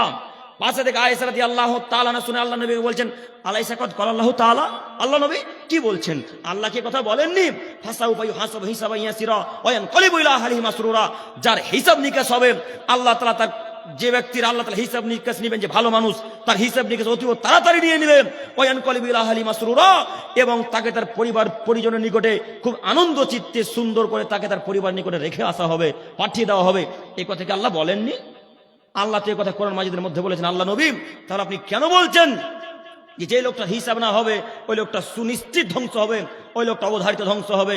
তখন আল্লাহ নবী সাল্লাল্লাহু আলাইহি ওয়াসাল্লাম আয়েশা রাদিয়াল্লাহু তাআলা আনহাকে বলছেন, আয়েশা শোনো, হিসাব হবে মানে শুধু আল্লাহ বান্দাকে তার হিসাব দেখাবে, এটা শুধুমাত্র পেশ করা হবে মাত্র, শুধু দেখানো হবে মাত্র, আল্লাহ জিজ্ঞাসা করবেন না। যদি আল্লাহ জিজ্ঞাসা করেন কোন আদমের ছেলে মেয়েকে, আয়েশা শোনো, ইল্লা উদ্দিব, তাহলে সে আযাবে নিপতিত হবেই, তাহলে সে আযাবে ধ্বংস হবেই, তাকে আযাবের মধ্যে নিক্ষেপ করা হবে, অর্থাৎ জাহান্নামে ফেলা হবে। হাদিস সহিহ মুসলিম ও মিসকাত, একথা মুহাম্মদ সাল্লাল্লাহু আলাইহি ওয়াসাল্লাম বলেছেন। অতএব আল্লাহ যদি আপনাকে সেদিন কিয়ামতের মাঠে যদি জিজ্ঞাসা করেন, সেদিন কি প্রশ্নের উত্তর দিবেন? এই জন্য আপনাকে বলেছিলাম, দায়িত্বে যদি থাকতে হয় তাহলে আপনাকে হারাম কর্ম থেকে বিরত থাকতে হবে, নইলে আপনি জিন্দেগিতে কখনো পরিবর্তন করতে পারবেন না সমাজ, জিন্দেগিতে কখনো নয়। একদিন আলোচনায় বলেছিলাম, আমাদের হেড শিক্ষক বলতেন, বিশেষ করে আমাদের শিক্ষকদেরকে উদ্দেশ্য করে, আর অন্যান্য যারা শিক্ষক ছিলেন তাদেরকে উদ্দেশ্য করে বলতেন যে, শুনুন শিক্ষক মহাশয়, আপনারা ঠিক থাকবেন, আপনারা যদি ঠিক থাকেন তাহলে ছাত্ররা ঠিক থাকবে, আপনারা ঠিক থাকবেন তাহলে ছাত্ররা ঠিক থাকবে। এই বক্তব্য রাখতে রাখতেই মাঝে মাঝেই তিনি তারানাতে আমাদেরকে উপদেশ দিতেন। আপনারা তারানা বুঝলেন কি? প্রার্থনা সকালবেলায় যে প্রার্থনা হয়, শেখ আমাদের তারানা বুঝবে, যেহেতু উনি তালবে ইলম অবস্থায় ছিলেন, তাই না শেখ? তারানার অবস্থায় বিশেষ করে আমাদেরকে বলতেন এবং শিক্ষকদের উদ্দেশ্য করে বলতেন। আমরা লাইনে দাঁড়িয়ে থাকতাম, তখন বলতেন একটা উদাহরণস্বরূপ, শুনুন, বৌমা স্ত্রী যদি দাঁড়িয়ে দাঁড়িয়ে পেচ্ছাব করে, আমার দিকে তাকান, শাশুড়ি যদি দাঁড়িয়ে দাঁড়িয়ে পেচ্ছাব করে আর বৌমা যদি জানলা বা দরজা দিয়ে দেখে নাই, তা পরের দিন সকালবেলায় বৌমারা ঘুরে ঘুরে একদিনেতে পেচ্ছাব করবে। কথা মনে বুঝতে পারেননি? কেন বলতেন জানেন? তিনি বলতেন এই জন্যে যে যারা দায়িত্বে থাকে তারা যদি খারাপ কাজ করে, আর তার আন্ডারে যত মানুষ থাকবে তার থেকে লক্ষ কোটি গুণ বেশি খারাপ কাজ করার চেষ্টা করবে। এই জন্য আমাদের শিক্ষককে বলতেন, আপনি যদি আজকে গুল মাজেন, আপনি যদি আজকে গুল দেন, আমাদের হেড শিক্ষক অতীব ইমানদার, এখনো বেঁচে আছেন, আল্লাহ ওনার নেখায় দান করুক, সকল বলে আমিন। অতীব জ্ঞানী মানুষ এবং ইমানদার মানুষ, হক কথা বলতে এক পা পিছাবে না, এই এমন একটি মানুষ। তিনি বলতেন, আপনারা যদি গুল মাজেন, আপনারা যদি গুল দেন, তাহলে ছাত্ররা পরের দিন মাদ্রাসাতে নিয়ে এসে মদ খাবে, কিছুই বলতে পারবেন না। কথা বুঝতে পেরেছেন? দায়িত্বশীলকে আগে পরিবর্তন হতে হবে। এবার আপনাকে বলছি, সর্দার সাহেব, আপনি তো প্রকাশ্যে সবার সামনে সিগারেট টানেন, আপনি তো প্রকাশ্যে সবার সামনে বিড়ি টানেন, আপনি সবার সামনে প্রকাশ্যে ওই গুলমা জেন আরো কি কি কি কি খান, কি কি নাম আছে, সবকিছু খান দান পাই করে পান করেন। আপনি এই কাজকর্ম যদি কোনো গ্রামের ছেলেরা দেখে, তাহলে আপনাকে সম্মান করবেন? আপনার সামনে দাঁড়িয়ে দাঁড়িয়ে মদ পান করবে? স্বাভাবিক। আপনি সম্মান করতে শিখলেন না, আপনাকে তারা সম্মান করবে না। তাই আপনাকে আমি অনুরোধ করে বলি সর্দার সাহেব, কেসে সাহেব, যে আসুন না পরিবর্তন হই। আর ইমামদেরকে আমরা ফুল পাওয়ার দিয়ে বলি, ইমাম সাহেব আপনার যা যা ভালো লাগে হাদিস করেন, যেটা সহি সেই মোতাবেক আপনি আলোচনা করে যান। বলতে পারবেন ইনশাল্লাহ আজকে থেকে? ইনশাল্লাহ, ইনশাল্লাহ। আল্লাহ তুমি আমাদেরকে কবুল করো, সকলে বলি আমিন। সম্মানিত তিনি ভাই, আমি বলতে চাইছিলাম শিষ্টাচার সম্পর্কে কথা বলতে গিয়ে এত দূর চলে এলাম। যদিও এগুলো সব শিষ্টাচারের মধ্যে পড়ছে। শিষ্টাচার মানে হচ্ছে সদাচরণ, নম্র আচরণ। একটু আমার দিকে তাকান। শিষ্টাচারের অতীব একটা গুরুত্বপূর্ণ অংশ হচ্ছে সদাচরণ, নম্র আচরণ, ভালো আচরণ। আরো একটি কথা বলি, শিষ্টাচারের একটা গুরুত্বপূর্ণ অংশ বলে আমরা মূল বিষয়ের দিকে এগিয়ে যেতে চাইছি। সম্মানিত দিনী ভাই, সম্মানিত মুরব্বী সাহেব, একটু আপনি আমার দিকে তাকান। শিষ্টাচার, আপনার ছেলে যখন বাড়ি থেকে বের হবে, আপনার কন্যা যখন বাড়ি থেকে বের হবে, তখন তাদের প্রতি নজর রাখা আপনার কাজ। আপনি বাড়ির গার্জেন। যদিও আমরা অনেকেই পিতামাতা ছেলে মেয়েকে কোনো মূল্যায়ন করি না, ছেলে মেয়ে দায়িত্ব নিই না। যে যেমন ভাবে প্যান্ট পরতে পারে পরুক, যে যেমন ভাবে জামা পোশাক পরতে পারবে পরুক, আমরা এই ধ্যান দিই না, এটাকে আমরা গ্রাহ্য করি না। অনেক পরিবার এরকম নেই? এরকম অনেক পরিবার আছে। এই জন্যই তো ওই যুবক ছেলেটার পিঠের দিকে গেঞ্জিতে দেখা যায় শুকর ছাপা আছে, থাকে না? গার্জেনরা দায়িত্ব নেয় না বলে, শিষ্টাচার শিখায় না বলে দেখতে পাওয়া যায় ওই ছেলেটার জার্সিতে মেসিকে ছাপা আছে, মেসিকে। শিষ্টাচার শিক্ষা পিতা মাতা দেয় না, ভাই বোন দেয় না। এই জন্যই ওই ছেলেটার হাতে দেখা যায় ট্যাটু ছাপা আছে। ট্যাটু বুঝলেন কি? স্ট্যাচু। মানুষ পিতা মাতা ছেলে মেয়েকে শিষ্টাচার দেয় না বলেই মহিলাদেরকে দেখতে পাওয়া যায় প্যান্টটা টাকনোর উপরে পরে থাকে। যদিও প্যান্ট টাকনোর উপরে পরা উচিত ছিল কাদের? ছেলেদের। কিন্তু আজব দুনিয়া, ছেলেরা প্যান্ট টাকনোর নিচে পরে, মহিলা টাকনোর উপরে পড়ে। যার যেটা করে সেটা বাদ দিয়ে সব ইহুদি খ্রিস্টানদের কৃষ্টি কালচারকে মেনে নিয়েছে। আমি ওইদিকে যাচ্ছি না, বলতে চাইছিলাম শিষ্টাচার আপনাকে শিক্ষা দিতে হবে। এটা কেমন শিষ্টাচার? শিষ্টাচার আপনাকে শিক্ষা দিতে হবে। আপনার ছেলেকে আপনি শিষ্টাচার দেননি, বিদ্যা অর্জন করাননি, নিজে শিক্ষা অর্জন করেননি, ছেলে মেয়েকে শিক্ষা দেননি বলে এই জন্যে আজকে আপনার ছেলে পিছন দিকে নেইমারকে, মেসিকে নিয়ে, রোনাল্ডোকে নিয়ে ঘোরাঘুরি করে। কথা বুঝতে পারেননি? মেসিকে নিয়ে ঘোরাঘুরি করেন মানে জার্সিতে মেসির ফটো থাকে না? আপনাকে বলি, আপনি যে মেসিকে সম্মান করলেন, আপনি কি জানেন মেসিকে? আপনি কি জানেন মেসিকে? আপনাকে বলি, ওই ইসরায়েল নোংরা ইহুদি জাতি, ওই ইসরায়েল নোংরা ইহুদি জাতির পতাকা, ওই নোংরা ইসরায়েল ইহুদি জাতির জার্সি আপনার ছেলে পিঠে করে ঘুরে নিয়ে বেড়ায়। আপনি বুঝেন না ইসরায়েল কারা? আপনি বুঝেন না ইহুদি কারা? আপনি বুঝেন না খ্রিস্টানেরা কে? খ্রিস্টান ইহুদিরা এমন জাতি, আল্লাহ নবী বলছেন পৃথিবীতে কেউ যদি বড় শত্রু থাকে, পৃথিবীতে যদি কারো সবচেয়ে মুসলমানদের সবচেয়ে বড় শত্রু থাকে, তারা হলো ইহুদি জাতি, তারা হলো খ্রিস্টান জাতি, তারা হলো ইহুদি জাতি। ইহুদি মুসলমানদের যত ক্ষতি করে আর অন্য কোনো জাতি তত ক্ষতি করে না। খ্রিস্টান আর মুসলিমদের যত ক্ষতি করে আর অন্য কোনো জাতি মুসলমানদের ক্ষতি করে না। একটু এখানে আপনাকে আমি অনুসরণ করাতে চাচ্ছি শিষ্টাচার। আপনার ছেলে ওই গেঞ্জিতে মেসিকে নিয়ে ঘুরে বেড়াচ্ছে, ওটা ইহুদি। এখানে আপনাকে কথা বলি, আপনার ছেলে ইহুদি মেসিকে, নেইমারকে, রোনাল্ডো আরো ইত্যাদি ইত্যাদি অনেক মানুষ আছে, অনেক প্লেয়ার আছে, নাম বলতে পারি না, এদেরকে নিয়ে পিঠে ঘোরাঘুরি করে, এদেরকে নিয়ে সম্মান করে, এদেরকে নিয়ে বুকে করে ঘোরাঘুরি করে, এদেরকে আপনার ছেলে পিঠে বুকে করে নিয়ে ঘোরাঘুরি করে। বড় দুঃখ লাগে, এই মেসির রোনাল্ডোর জার্সিকে আমরা পায়খানাতে রাখতে চাই না, এই মেসির রোনাল্ডো নেইমারের জার্সিকে আমরা পায়ের তলাতে পাপোশ হিসেবে রাখতে চাই না। অথচ আপনার ছেলে, আপনার মেয়ে পিঠে করে ছেলেটাকে নিয়ে ঘুরে বেড়ায়। বলেন কোন শিষ্টাচার? বলেন এটা কোন বিদ্যা? বলেন এটা কোন শিষ্টাচার? কিসের বিদ্যা? এই বিদ্যাকে মাটির তলে পুঁতে দিতে হবে, এই বিদ্যাকে মাটির তলে পুঁতে দিতে হবে। আপনি যাকে সম্মান করছেন সে আপনার ঘোর শত্রু। আপনি যাকে সম্মান করছেন সে আপনার ঘোর শত্রু। একটু দিনী ভাইরা হয়তো জানতে পারবেন, আপনারা যদি মেসির হাতকে ভালোভাবে ফলো করেন তাহলে দেখতে পাবেন তার ডান হাত কিংবা বাম হাতে এইখানে চোখ ছাপা আছে।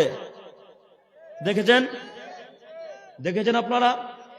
মুরব্বী সাহেবরা দেখতে পাবে না, কেন তারা ফেসবুক ইউটিউব ঘাঁটে না। যুবক ভাইরা দেখতে পাবে। আচ্ছা যুবক ভাই, আপনারা বলতে পারেন এটা কিসের প্রতীক? দাজ্জালের। আপনি কিভাবে জানলেন? তার মানে আপনি পড়েছেন না?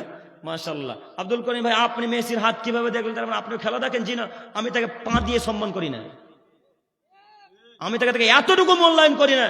শুধু আপনাদের কারণে তাদেরকে নিয়ে পড়তে হয়েছে যে তাদের বিরুদ্ধে কথা বলতে হবে, যে আপনাদেরকে ব্রেন খুলতে হবে। এই জন্য আপনি দেখেন ক্ষমতাদের বিষয় পড়েন, তাদের ইতিহাস পড়েন, তারা কারা, কিসের শিষ্টাচার শিক্ষা দেন আপনার ছেলেকে। আপনাকে বলছে, আপনি শুনুন, এই জার্সিকে টয়লেটে রাখতে হবে পা মোছা হিসেবে। এই জার্সি বুকে থাকবে না, এই জার্সি পিঠে থাকবে না, এই জার্সি কোথায় থাকবে? বাথরুম পায়খানাতে থাকবে, যেখানে নোংরা কাজকর্ম করে সেখানে থাকবে। এই জিনিস বুকের উপরে পিঠের উপরে থাকবে না, এটা শিষ্টাচার নয়। যুবক ভাই, মুরব্বী সাহেব, আপনাকে আরো শিষ্টাচার দেখাই। একটু আপনি দেখুন, শিষ্টাচার মানে আপনার ছেলে হাতে বালা পড়তে পারবে না। শিষ্টাচার মানে আপনার ছেলে এই কান ফোড়াতে পাবে না। শিষ্টাচার মানে আপনার ছেলে হাতে ব্রেসলেট না কি বলে ওটাকে গো, ব্রেসলেট না, ব্রেসলেট পড়তে পাবে না। শিষ্টাচার মানে আপনার ছেলে প্যান্ট টাকুর নিচে পড়তে পাবে না। দেখেন শিষ্টাচার, বিদ্যা, শিক্ষা কাকে বলে? দেখেন বিদ্যা, শিষ্টাচার, শিক্ষা কাকে বলে? কিভাবে শিক্ষা দিত আগেকার মানুষ, কিভাবে বিদ্যা দিত ছেলে মেয়েকে আগেকার মানুষ। একটা আপনাকে পরামর্শ দিয়ে কোরআন থেকে একটা আয়াত তুলে দেখাই।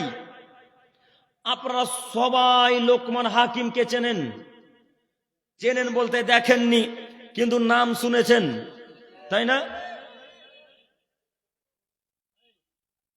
শুনেননি মনে হয়। আমরা যারা কোরআন পড়তে পারি, 100 সূরা, কোরআন মাজিদে কটা সূরা আছে বলি? 114টা। 114টা সূরার মধ্যে এখানে একটা সূরা আছে লোকমান নামে। পড়েছেন কেউ? পড়েননি না? পড়বেন কিভাবে? দিন রাত যে ফোন নিয়ে ব্যস্ত, দিন রাত যে মোবাইল নিয়ে ব্যস্ত, কখন কোরআন পড়বেন? কখন একটু কোরআন তেলাওয়াত করবেন? আব্দুল্লাহ বিন মাসউদ রাদিয়াল্লাহু তাআলা আনহু থেকে বর্ণিত, তিনি বলেন রাসূল সাল্লাল্লাহু আলাইহি সাল্লাম বলছেন, মান কারা বিল আয়াতাইন মিন আখিরি সূরাতিল বাকারা, আদমের ছেলে মেয়ে তোমাদের মধ্যে যদি কোনো মানুষ সূরাতুল বাকারার শেষ দুটি আয়াত পাঠ করে, আদমের ছেলে মেয়ে শোনো, তোমাদের মধ্যে যদি কোনো মানুষ সূরাতুল বাকারার শেষ দুটি আয়াত পাঠ করে, ফি লাইলাতিন কাফাতাহু, তাহলে তার জন্য সারা রাত্রি নেকি লেখা হবে। আল্লাহু আকবার। আল্লাহু আকবার বলতে পারেন না? না মানে অর্থ বুঝেননি মনে হয়। আল্লাহু আকবার। আর একটা হাদিস বলি, আপনাকে কোরআনের মর্যাদা দেখাচ্ছি। আবু হুরায়রা রাদিয়াল্লাহু তাআলা আনহু বলেন, রাসূল সাল্লাল্লাহু আলাইহি সাল্লাম বলেছেন, লা তাজআলু বুয়ুতান মাকাবিরা, পৃথিবীর মানুষ তোমরা তোমাদের ঘরকে কবরে পরিণত করো না। পৃথিবীর মানুষ তোমরা তোমাদের ঘরকে কবর বানিয়ে নিও না, তোমরা তোমাদের বাড়িকে গোরস্থান করে নিও না। ইন্নাশ শাইতানা ইয়ানফিরু মিনাল বাইত আল্লাযী তুকরাউ ফি সূরাতুল বাকারা, নিশ্চয়ই অবশ্যই অবশ্যই ওই বাড়ি থেকে শয়তান চলে যায়। ওই বাড়িতে শয়তান থাকতে পারে না যেই বাড়িতে সূরাতুল বাকারা পাঠ করা হয়। কোন বাড়িতে শয়তান থাকে না? যেই বাড়িতে সূরা বাকারা পাঠ করা হয়। কিন্তু আপনার হুজুর বলেছে সূরা নাস, সূরা ফালাক, সূরা ইখলাস, আয়াতুল কুরসি আর সূরা মুলক আর সূরা ওয়াকিয়া লিখে যদি দেওয়ালে এইভাবে টাঙিয়ে রাখেন তাহলে বরকত নাজিল হবে, শয়তান আসতে পারবে না। দেখেননি মনে হয়? দেখেছেন না? কত বাড়িতে আছে, শুধু তাদের নাম নিচ্ছেন কেন? ওদের বাড়িতে তো আছে, আছেই, আমাদের আহলে হাদিস পরিবারে নাই মনে হয়। তাহলে শুধু তাদের মানে ওদেরকে বাঁশ দেওয়া শুধু কাজ নাকি?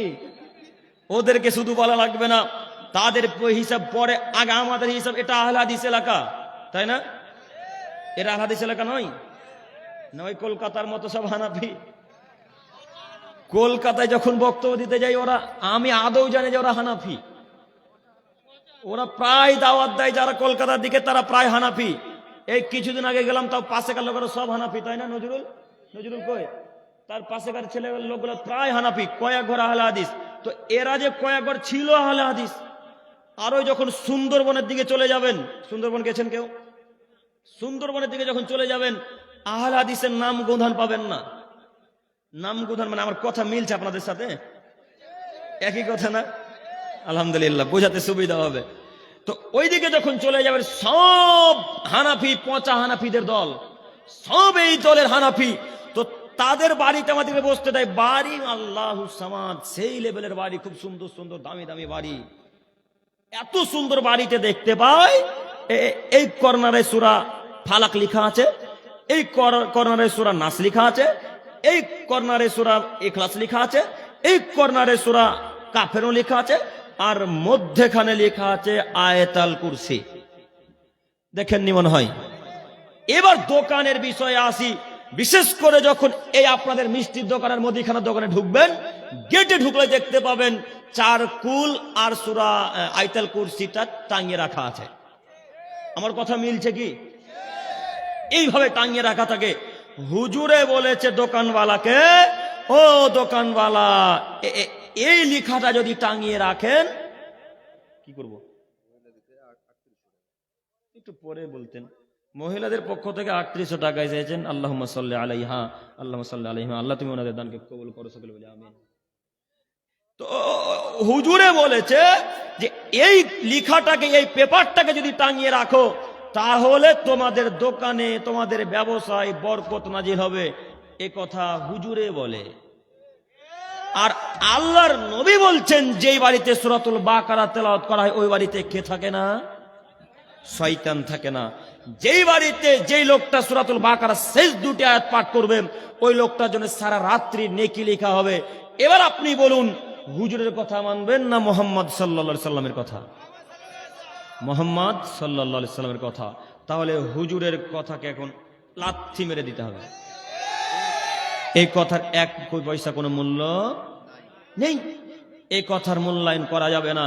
ও সম্মানিত মুরব্বী সাহেব, সম্মানিত দিনী ভাই, আপনাকে বলি, বাড়িতে যদি এই লেখা টাঙা থাকে, এই লেখা তো কাগজের লেখা থাকে, জালসাতে দেখতে পাওয়া যায়, স্বর্ণর আকারে সোনালী কালারের লেখা, বড় বড় পেপারে লেখা থাকে, দেখেননি?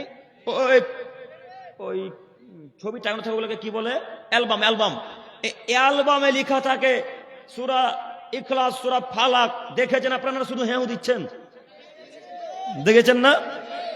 এইটাকে যদি বাড়িতে থাকে, আজকে বাড়ি গিয়ে, এখন গিয়ে আগে জ্বালিয়ে পুড়িয়ে আগুনে ছারখার করে দিব ইনশাআল্লাহ। এই জিনিস বাড়িতে রাখবো ইনশাআল্লাহ। এই জিনিস বাড়িতে থাকলে শয়তান নিশ্চিত আসবে, শয়তান অবধারিত আসবে, শয়তান অবশ্যই আসবে। কেন?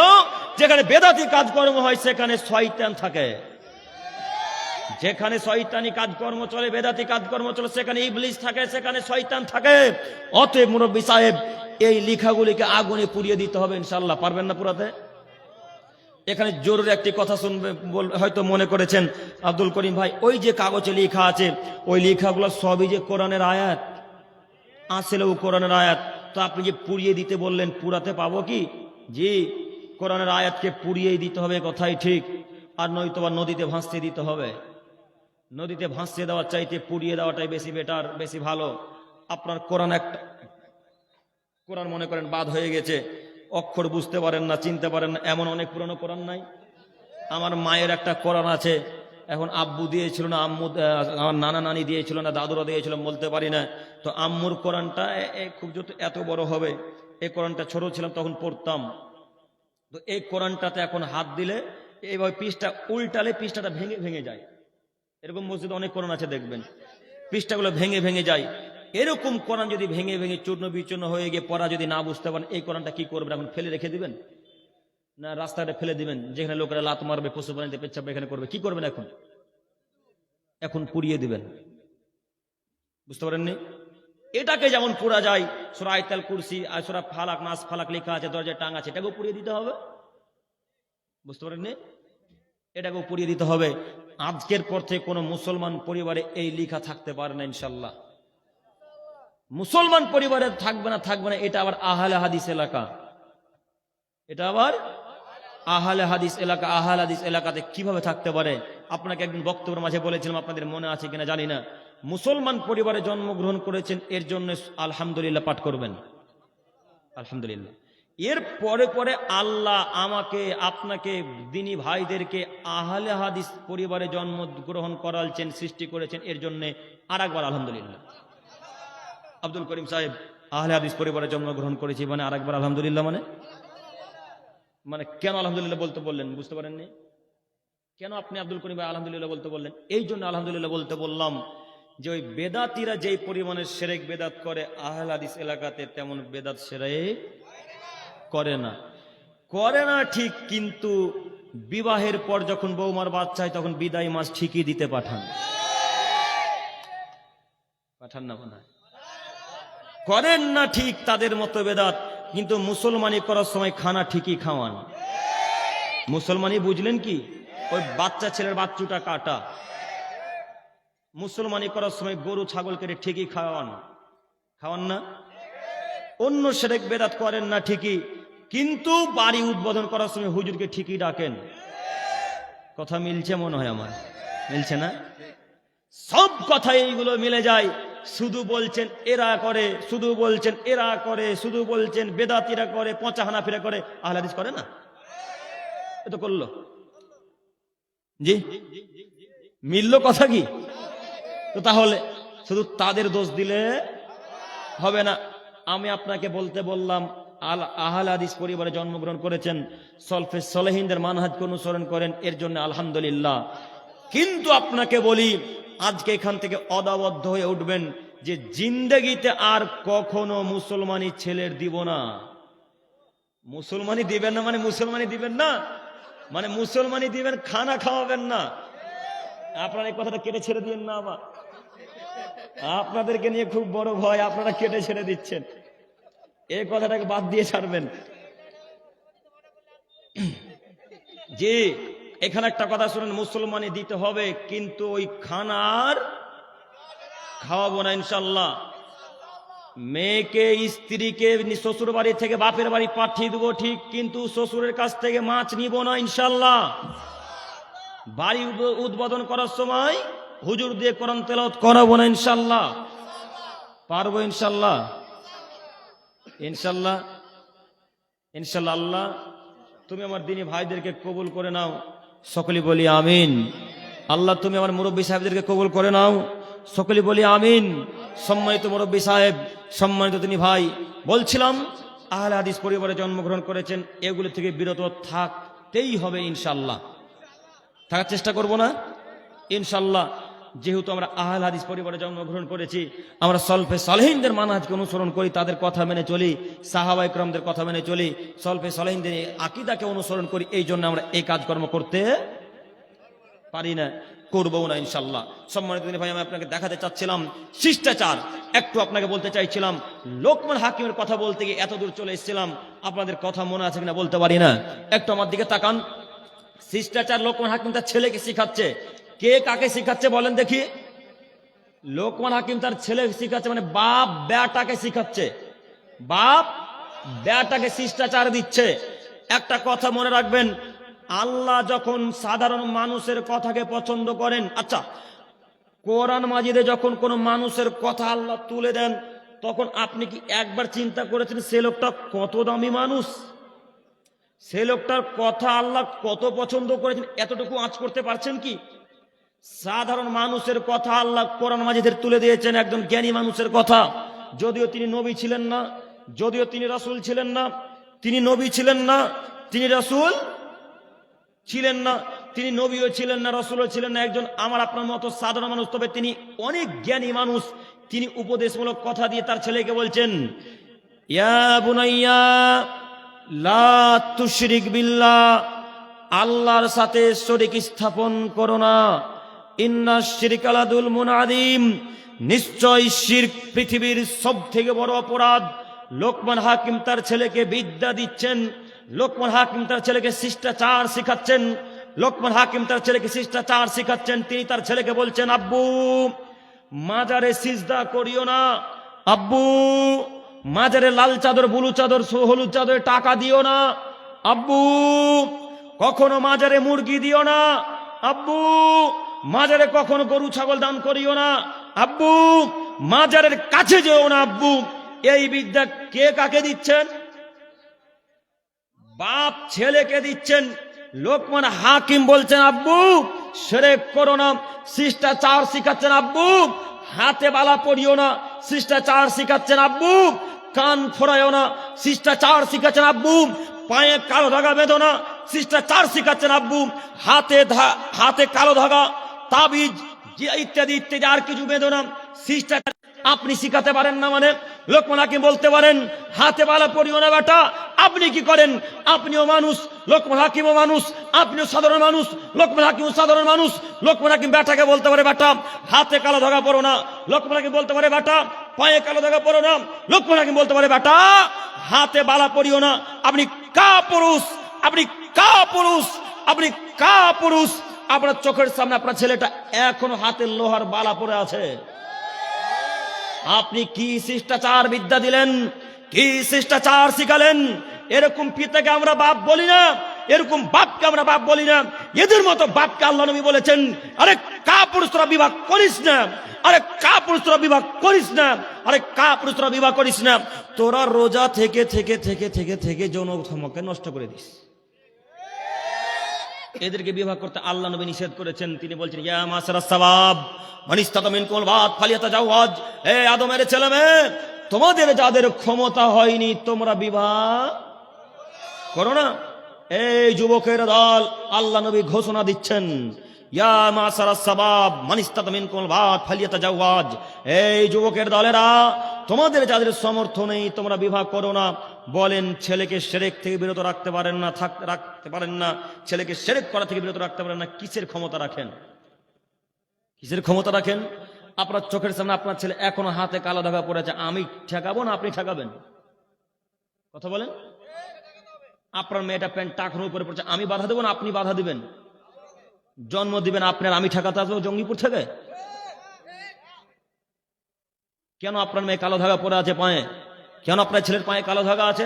আপনার ছেলের প্যান্ট এখন টাকনো নিচে আছে কেন আছে? কেন? এটা কিসের শিষ্টাচার বলেন? কিসের বিদ্যা? আপনি না এমএ পাস ছাত্র, আপনি না বিএড পাস ছাত্র, আপনি না উচ্চ মাধ্যমিক পাস ছাত্র, আপনি এত শিক্ষিত ছেলে, শিক্ষিতা মা, আপনার ছেলে মেয়ে কেন বেহায়া এইভাবে চলাচল করবে বলুন? কিসের শিষ্টাচার বলেন? কিসের বিদ্যা বলেন?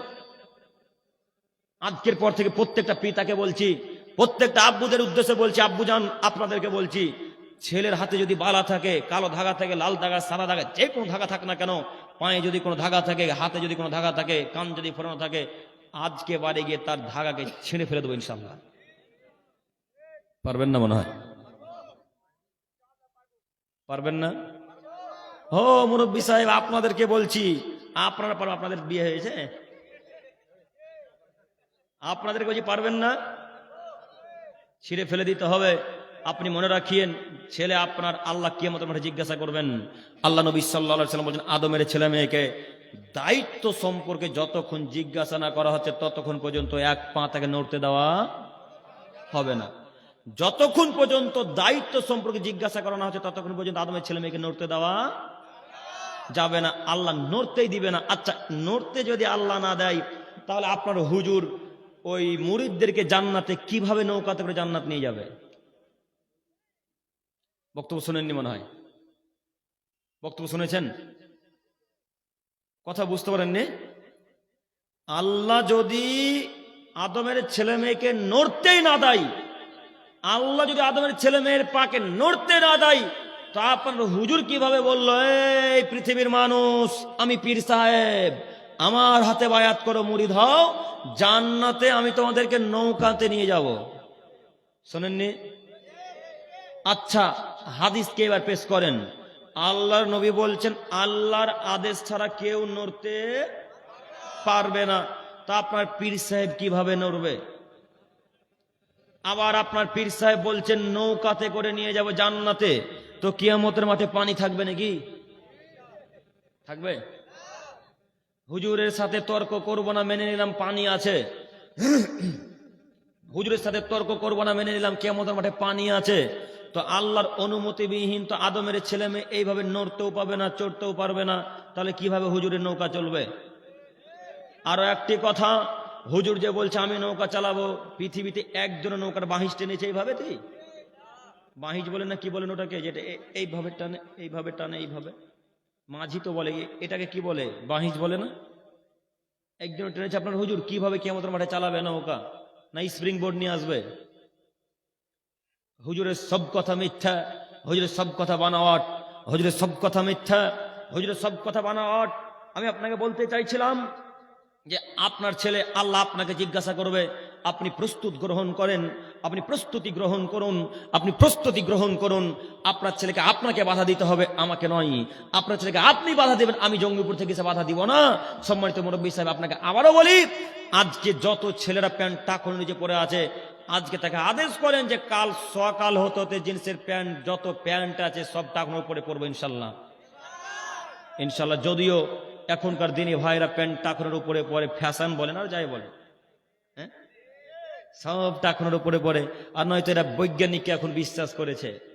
আব্দুল করিম সাহেব বৈজ্ঞানিককে বিশ্বাস করেছে মানে, ও বৈজ্ঞানিকেরা এতদিনে প্রমাণ করেছে যে এখানে বেশি হরমোন শক্তি থাকে, এখানে বেশি হরমোন শক্তি থাকে। হরমোন মানে বুঝলেন, যৌন ক্ষমতা, যৌন ক্ষমতা। এখানে বেশি যৌন ক্ষমতা থাকে, বৈজ্ঞানিকরা প্রমাণ করছেন। আজ থেকে 1450 বছর পূর্বে মোহাম্মদ সাল্লাল্লাহু আলাইহি সাল্লাম বললেন, টাকনোর উপরে প্যান্ট পরো, টাকনোর উপরে লুঙ্গি পরো, টাকনোর উপরে পায়জামা পরো, জুব্বা পরো, সব কিছু টাকনোর উপরে পড়তে কে বলেছেন? মোহাম্মদ সাল্লাল্লাহু আলাইহি সাল্লাম। এতদিনে বৈজ্ঞানিক বলছে, বৈজ্ঞানিকের কথাকে হয়তো বিশ্বাস করেছেন। আর আগে যখন আমরা প্যান্ট টাকনোর উপরে পড়তাম, তখন আমাদেরকে বলতো কেমন উচ্ছা উচ্ছা লাগছে। হ্যাঁ, আমি যখন মাদ্রাসায় পড়তে যখন যেতাম, পায়জামাগুলো এই পর্যন্ত পড়তাম। আর কোনোদিন যদি স্কুল যাওয়ার সময় প্যান্ট পরতাম, স্কুলে আমরাও পড়েছি না, পড়িনি? স্কুলে আমরা পড়েছি। আমার এবার MA third year, MA last year, এবার MA শেষ হবে ইনশাআল্লাহ। দোয়া করবেন আল্লাহ যেন ভালোভাবে পরীক্ষায় সফলতা দান করেন, আমিন। এইভাবে প্যান্ট এখান পর্যন্ত প্যান্ট পরে যেতাম, তো মাস্টাররাও বলতো উচ্ছা উচ্ছা লাগছে, আর ছাত্ররা তো বলতোই মজা নিত, তাই না?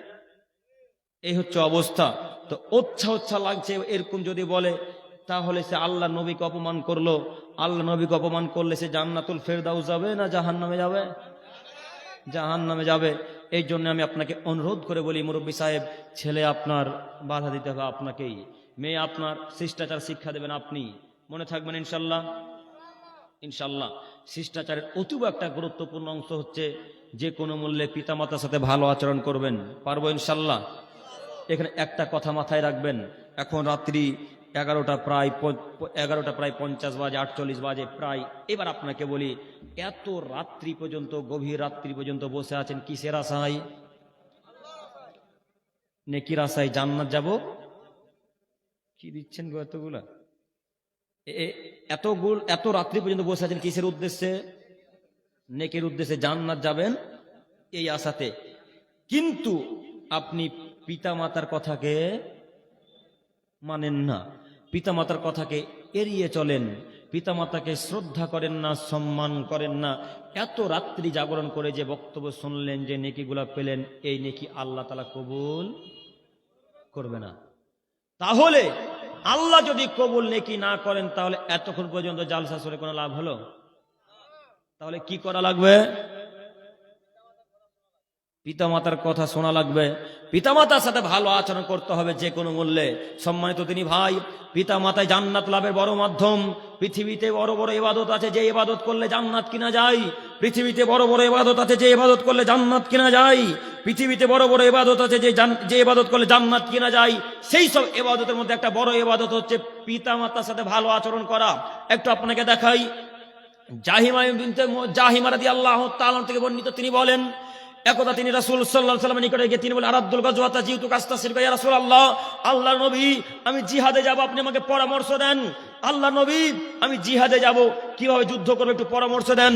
তখন আল্লাহ নবী প্রথম প্রশ্ন করে উঠলেন তাকে, এই জাহিমা, হাল্লাকা মিন উম্মি, তোমার কি মা আছে?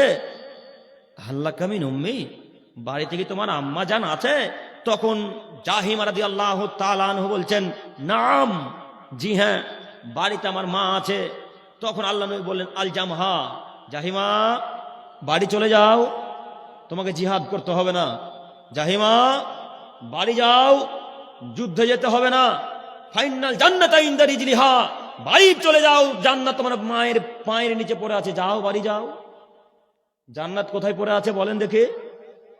মায়ের পায়ের নিচে জান্নাত পড়ে আছে, কথা মুহাম্মদ সাল্লাল্লাহু আলাইহি সাল্লাম বলেন। অতএব আপনাকে আমি অনুরোধ করে বলি, জান্নাত যদি কিনতে চান আব্বু আম্মুর সাথে ভালো আচরণ করেন। আম্মা বেঁচে আছে মানে জান্নাতকে দেখতে পাচ্ছেন, একবারে জল জল জল জল করে ভাসছে। বুঝতে পারেননি মনে হয় কথা? আম্মু বেঁচে আছে মানে জান্নাত দেখতে পাচ্ছেন। আম্মুর যত্ন করে সেবা করে ভালো কথাবার্তা বলে জান্নাত কিনে নেব আজকে থেকে ইনশাআল্লাহ। আম্মুকে দুঃখ কষ্ট দিয়ে জান্নাত হয় না, জান্নাত হবেও না। এই জন্য আল্লাহ নবী 3 শ্রেণীর মানুষের জান্নাতকে হারাম করেছেন। 3 শ্রেণীর মানুষের উপর আল্লাহ রাসূল জান্নাতকে হারাম করেছেন। তার 1 শ্রেণীর মানুষ আকুন, পিতামাতার অবাধ্যকারী ছেলেমেয়ের উপর জান্নাত হারাম। পিতামাতার কথা মানে না যারা, পিতামাতাকে সম্মান করে না যারা, পিতামাতার কথাকে এড়িয়ে চলে যারা, জান্নাতে যাবে না তারা। যুবক ভাই, এখানে যত মানুষ দেখতে পাচ্ছি প্রায় সব আমার বয়সের ছেলে। যত যুবক দেখতে পাচ্ছি প্রায় সব আমার বয়সের ছেলে। তাই দিনী ভাইদের উদ্দেশ্যে বলছি, হে আমার প্রিয় দিনী ভাই, আজকে এখানে ওয়াদাবদ্ধ হবেন, আজকে এখান থেকে অঙ্গীকার করে উঠবেন, আজকে এখানে আল্লাহর সাথে ওয়াদা করবেন, আল্লাহ কিয়ামত পর্যন্ত যতদিন পৃথিবীতে বেঁচে থাকবো, আল্লাহ জিন্দেগিতে পিতা মাতার বিরুদ্ধে আর যাবো না ইনশাআল্লাহ। এই বক্তব্য পেশ করলাম, এই অঙ্গীকার করে আজকে উঠবো ইনশাআল্লাহ। পিতা মাতা জান্নাত লাভের বড় মাধ্যম। আর একটা হাদিস বলি আপনাকে, তাহলে হয়তো বুঝতে আরো সক্ষম হবেন। মুজাইনা গোত্রের একজন ব্যক্তি রাসূল, মুজাইনা রাদিয়াল্লাহু তাআলা আনহু, মুজাইনা গোত্রের একজন ব্যক্তি রাসূলের নিকটে আসলেন। রাসূলের নিকটে এসে আল্লাহ নবীকে বলছেন, মা হাক্কুল ওয়ালিদাইনি আলা ওয়ালাদিহিমা। আল্লাহর নবী, একটু আমার দিকে তাকান মুরব্বি সাহেব, একটু দেখেন, সময় আমরা শেষের দিকে এসেছি, একটু আমার দিকে দেখেন। আল্লাহ নবী বলছেন, মা হাক্কুল ওয়ালিদাইনি আলা ওয়ালাদিহিমা। আল্লাহর নবী, পিতা মাতা আমাদের কাছে কি পায়, পিতা মাতা আমাদের উপর কি অধিকার রাখে, এ কথা আল্লাহ নবীকে তিনি বললেন। তখন আল্লাহ নবী বলছেন, বলো কি কি প্রশ্ন করেছো তুমি? হুমা জান্নাতুকা ওয়া নারুকা। পিতা মাতাই তোমার জান্নাত, পিতা মাতাই তোমার জাহান্নাম, পিতা মাতাই তোমার জান্নাত, পিতা মাতাই তোমার জাহান্নাম। এই হাদিস পেশ করে আমি আপনাকে বলতে চাইছি, পিতা মাতার সাথে ভালো আচরণ করবে যে জান্নাতে যাবে সে, পিতা মাতার সাথে খারাপ আচরণ করবে যে জাহান্নামে যাবে সে। আজকের পর থেকে আর পিতা মাতাকে কখনো দুঃখ কষ্ট দিব না ইনশাআল্লাহ। সম্মানিত যুবক ভাই, আপনাকে আমি অনুরোধ করে বলি, পিতা মাতাকে দুঃখ কষ্ট দিয়েন না। আর ওই দিনের কথাটা মনে আছে কিনা বলতে পারি না, কেরালা যদি কাজে গিয়ে থাকেন, দুবাই যদি কাজে গিয়ে থাকেন, সব টাকা মায়ের অ্যাকাউন্টে দিবেন, স্ত্রীর অ্যাকাউন্টে নয়। কথা মনে আছে না? মনে আছে না? আপনাকে আর একবার মনে করাই, অ্যাকাউন্টে টাকা মায়ের পাঠাবেন, তাহলে স্ত্রী যদি পালিয়েও যায় তো টাকা মায়ের কাছেই থাকবে, টাকা স্ত্রী নিয়ে যেতে পারবে না। কথা বুঝেননি? জি। কিন্তু যুবক ভাইদের এমন অভ্যাস, এমন প্রেম পাগলা ও যে স্ত্রীর অ্যাকাউন্টে সব টাকা দিচ্ছে। এমন বউ পাগলা, বউ বলছে যদি আমার অ্যাকাউন্টে টাকা না পাঠাও তোমাকে কালকে তালাক দিয়ে দেবো। এরা পুরুষ হলো, স্ত্রীতে স্বামীকে তালাকে ধমকি দিচ্ছে, অথচ এই তালাকে ধমকি স্বামী স্ত্রীকে দিত। এই ধমকি এখন তারা দিচ্ছে, এই যদি টাকা আমার অ্যাকাউন্টে না পাঠিয়ে তোমার মায়ের অ্যাকাউন্টে পাঠিয়ে যেত, তোমার মা কেড়ে থাকা আমি চললাম। তখন এই ছেলেটা তো অন্তরে ভয়, যে এত সুন্দর বউ তো আর পাবো না, এরকম বউ তো আর পাবো না, না মায়ের অ্যাকাউন্টে টাকা পাঠানো চলবে না, স্ত্রীর অ্যাকাউন্টে টাকা দিব। তখন সব টাকা স্ত্রীর অ্যাকাউন্টে দিয়েছেন। 2 মাস পরে এসে দেখছেন বউ অন্যজনের সাথে চলে গেছে, আর টাকাও গেল, সবকিছুই গেল। তো মায়ের অ্যাকাউন্টে, বাপের অ্যাকাউন্টে যদি টাকা পাঠান, যদি বউ চলেও যায় তো টাকা কার অ্যাকাউন্টে থাকবে? এখন কথা বুঝতে পারেননি মনে হয়। আর কোনোদিন পাঠাবেন স্ত্রীর অ্যাকাউন্টে টাকা? এই কথা শুনে তো মায়েরা কালকে গাল দিবে আমাকে, আজকে গাল যে থুবে না, এই বলবে খালি আমাদেরকেই বলতে এসেছে কথা মনে হয়। তো সম্মানিত মা বোন, আমি আপনার অপমান করতে আসিনি। যুবক ভাই, আপনাকে আর একটা কথা বলি, টাকা তাদের অ্যাকাউন্টে পাঠাবেন না তার অর্থ এই নয় যে তাদেরকে টাকাই দিবেন না। এটা বলতেছি কি, টাকাও দেওয়া লাগবে তাদেরকে। যদি তাদেরকে টাকা না দেন তাহলে আপনি তার উপর অত্যাচার করলেন, তার উপর অত্যাচার করলেন। আমি কোনোদিন কমেন্ট পড়তে যাই না, তো একদিন, আজকে 3 দিন আগে আমি একটা কমেন্ট দেখেছি, একটা মেয়ে কমেন্টে করেছে, একটা মেয়ে, যে এই বক্তাটা শুধু মহিলাদের বিরুদ্ধেই কথা বলে। এই কমেন্টটা এখনো আছে। তিনি বলছেন যে এই এখনই আকাম হয়ে যেত গো। একটু তাকান, তিনি বলছেন যে এই বক্তাটা শুধু মহিলাদের বিরুদ্ধে কথা বলে, এর বিরুদ্ধে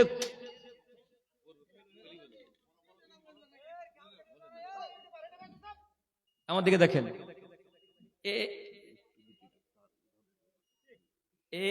এর বিরুদ্ধে থানাতে মামলা করতে হবে। এই মহিলাদের বিরুদ্ধে শুধু কথা বলে, এইভাবে কমেন্ট লিখেছে। তো আমি পড়লাম, একটু হাসলাম, কিছু উত্তর দিইনি। তো মহিলাদেরকে এবার আমি বলছি, সম্মানিত মা বোন, এবং ওই বোনটা হয়তো আবার আলোচনা শুনবে আমার, ওই বোনটার উদ্দেশ্যে বলছি, সম্মানিত মা বোন, আপনি আমার বক্তব্য আলোচনা শুনবেন।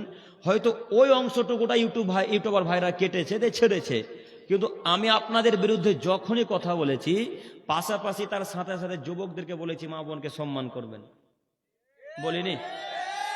সাথে সাথে এ কথাও বলেছি, এই কথা আমি ভালোভাবে জানি যে এই কথা যদি ক্লিয়ার করে না যায় তো চায়ের দোকানে কালকে দুর্নামের শেষ থাকবে না। এই কথা আমি ভালোভাবে জানি, এই জন্য ক্লিয়ার করে বলে যাচ্ছি, সম্মানিত মা বোন, আমি আপনাকে অপমান করিনি। মা বোনদেরকেও টাকা দিবেন, যতটা প্রয়োজন হয় তার বেশি নয়, যত প্রয়োজন হয় ততটা দিবেন। আল্লাহ আমাদের বোঝার তৌফিক দান করুক, সকলে বলি আমিন।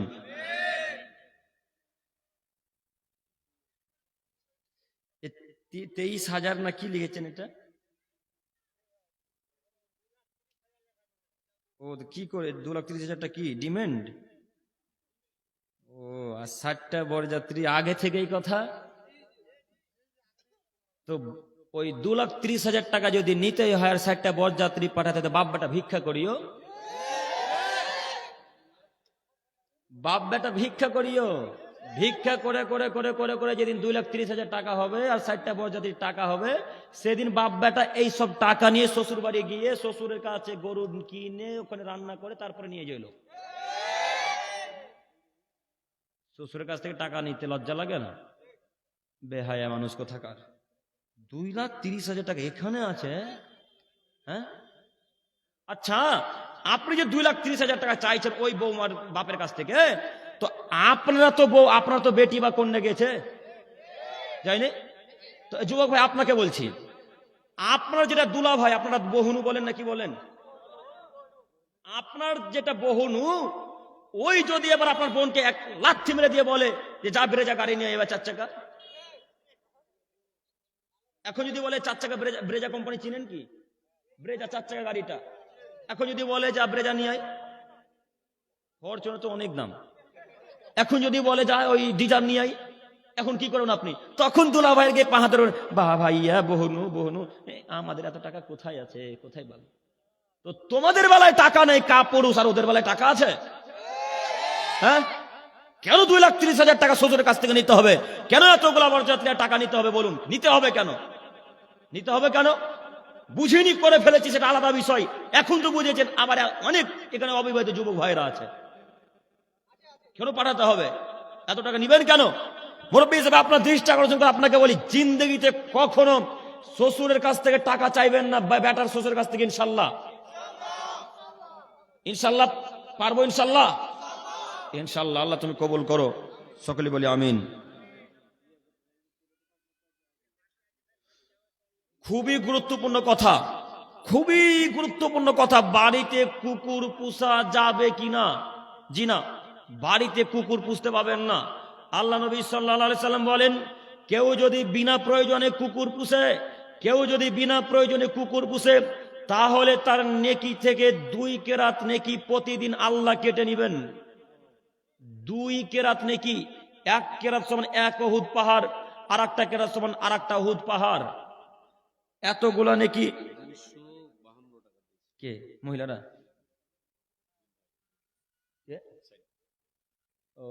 252 টাকা তিনি ভাই দিয়েছেন, আল্লাহ ওনাদেরকে কবুল করো, আল্লাহুম্মা সাল্লি আলাইহি, সকলে বলে আমিন। তো কেউ যদি বিনা প্রয়োজনে কুকুর পোষে, তাহলে আল্লাহ তাআলা তার আমলনামা থেকে 2 কেরাত করে নেকি কেটে নেবেন। এটা একটা হাদিস। আর একটা হাদিস আল্লাহ নবী বলছেন, তার আমলনামা থেকে 1 কেরাত করে নেকি কেটে নেওয়া হবে। কুকুর পোষা যাবে না। তবে হ্যাঁ, এখানে একটা জরুরি কথা, প্রশিক্ষণ প্রাপ্ত যদি কুকুর হয় তাহলে পুষতে পাবেন। প্রশিক্ষণ প্রাপ্ত যদি কুকুর হয় তাহলে পুষতে পাবেন। প্রশিক্ষণ প্রাপ্ত মানে, প্রশিক্ষণ প্রাপ্ত কুকুর মানে, কুকুরটাকে বলবেন ওই হাঁসটাকে শিকার করে নিয়ে আয়, হাঁসটাকে ধরতে চলে যাবে। ওই কুকুরটাকে বলবেন ওই ছাগলটাকে ঘিরে নিয়ে আয়, ছাগলটাকে ঘিরতে চলে যাবে। ওই কুকুরটাকে বলবেন ওই জমিতে কেউ যেন কোনো পশু প্রাণী মুখ না দিতে পারে, ওই কুকুরটা সারা রাত্রি পাহারা দিবে, সারা দিন পাহারা দিবে। এটা হলো প্রশিক্ষণ প্রাপ্ত কুকুর। তবু এই কুকুর খামারে রাখতে হবে, বাড়িতে নয়। তবু এই কুকুর খামারে, ক্ষেত খামারে রাখবেন। বুঝতে পারেননি? জরুরি কথা ভালোভাবে মাথায় রাখবেন। যদি কুকুর পুষতে হয় প্রয়োজন ছাড়া পুষতে পাবেন না। প্রয়োজন কি? ক্ষেত খামার ছাগল গরুতে খেয়ে নিচ্ছে, কুকুরকে রেখে দিলেন, তাকে বললেন এই এখানে কোনো ছাগল ভেড়া গরু আসবে না, তুই দেখবি। কুকুরটা বারবার পাহারা দিবেন। বিশ্বাস যদি না হয় আরবের লোকের আইডিতে যাবেন, আরব মক্কা মদিনা কুয়েতের লোকের আইডিতে গিয়ে দেখবেন যারা ক্ষেত খামারের ব্যবসা করে, তা যারা ছাগল গরু পুষে, তারা মাঠে মানুষ কম থাকে, গরু ছাগল পুষা দেখার জন্য কুকুরকে পাঠিয়ে দেয়। কুকুরকে বলে তোরা দেখবি কোনো জমিতে যেন মুখ না দেয়। তখন জমির আলে কুকুরটা দাঁড়িয়ে শুধু এদিক ওদিক এদিক ওদিক মানুষের মতো পাহারা দিতে থাকে, কাউকে মুখ লাগতে দেয় না। দেখেছেন না? যে এইভাবে কুকুর বুঝবেন। তাছাড়া কুকুর বাড়িতে রাখবেন না। এইভাবে যদি বাড়িতে কুকুর রাখেন তাহলে প্রতিদিন 2 কেরাত 1 কেরাত করে নাকি আল্লাহ সুবহানাহু ওয়া তাআলা কেটে নেবেন। বোঝাতে পারলাম কি? জি, আল্লাহ আমাদেরকে বোঝার তৌফিক দান করুক। সকলে বলি আমিন। ফরজ গোসলের নিয়ম একবার তো বলেছি গো। ফরজ গোসলের নিয়ম একটা আমার দিকে তাকান। ফরজ গোসলের নিয়ম একটা আমার দিকে তাকান। বড় দুঃখ লাগে, MA পাস ছাত্র কিন্তু ফরজ গোসলের নিয়ম জানে না। B.Ed পাস ছাত্র ফরজ গোসলের নিয়ম জানে না। মাস্টার, আপনাদের স্কুলের হেড শিক্ষক স্ত্রী মিলনের দোয়া জানে না।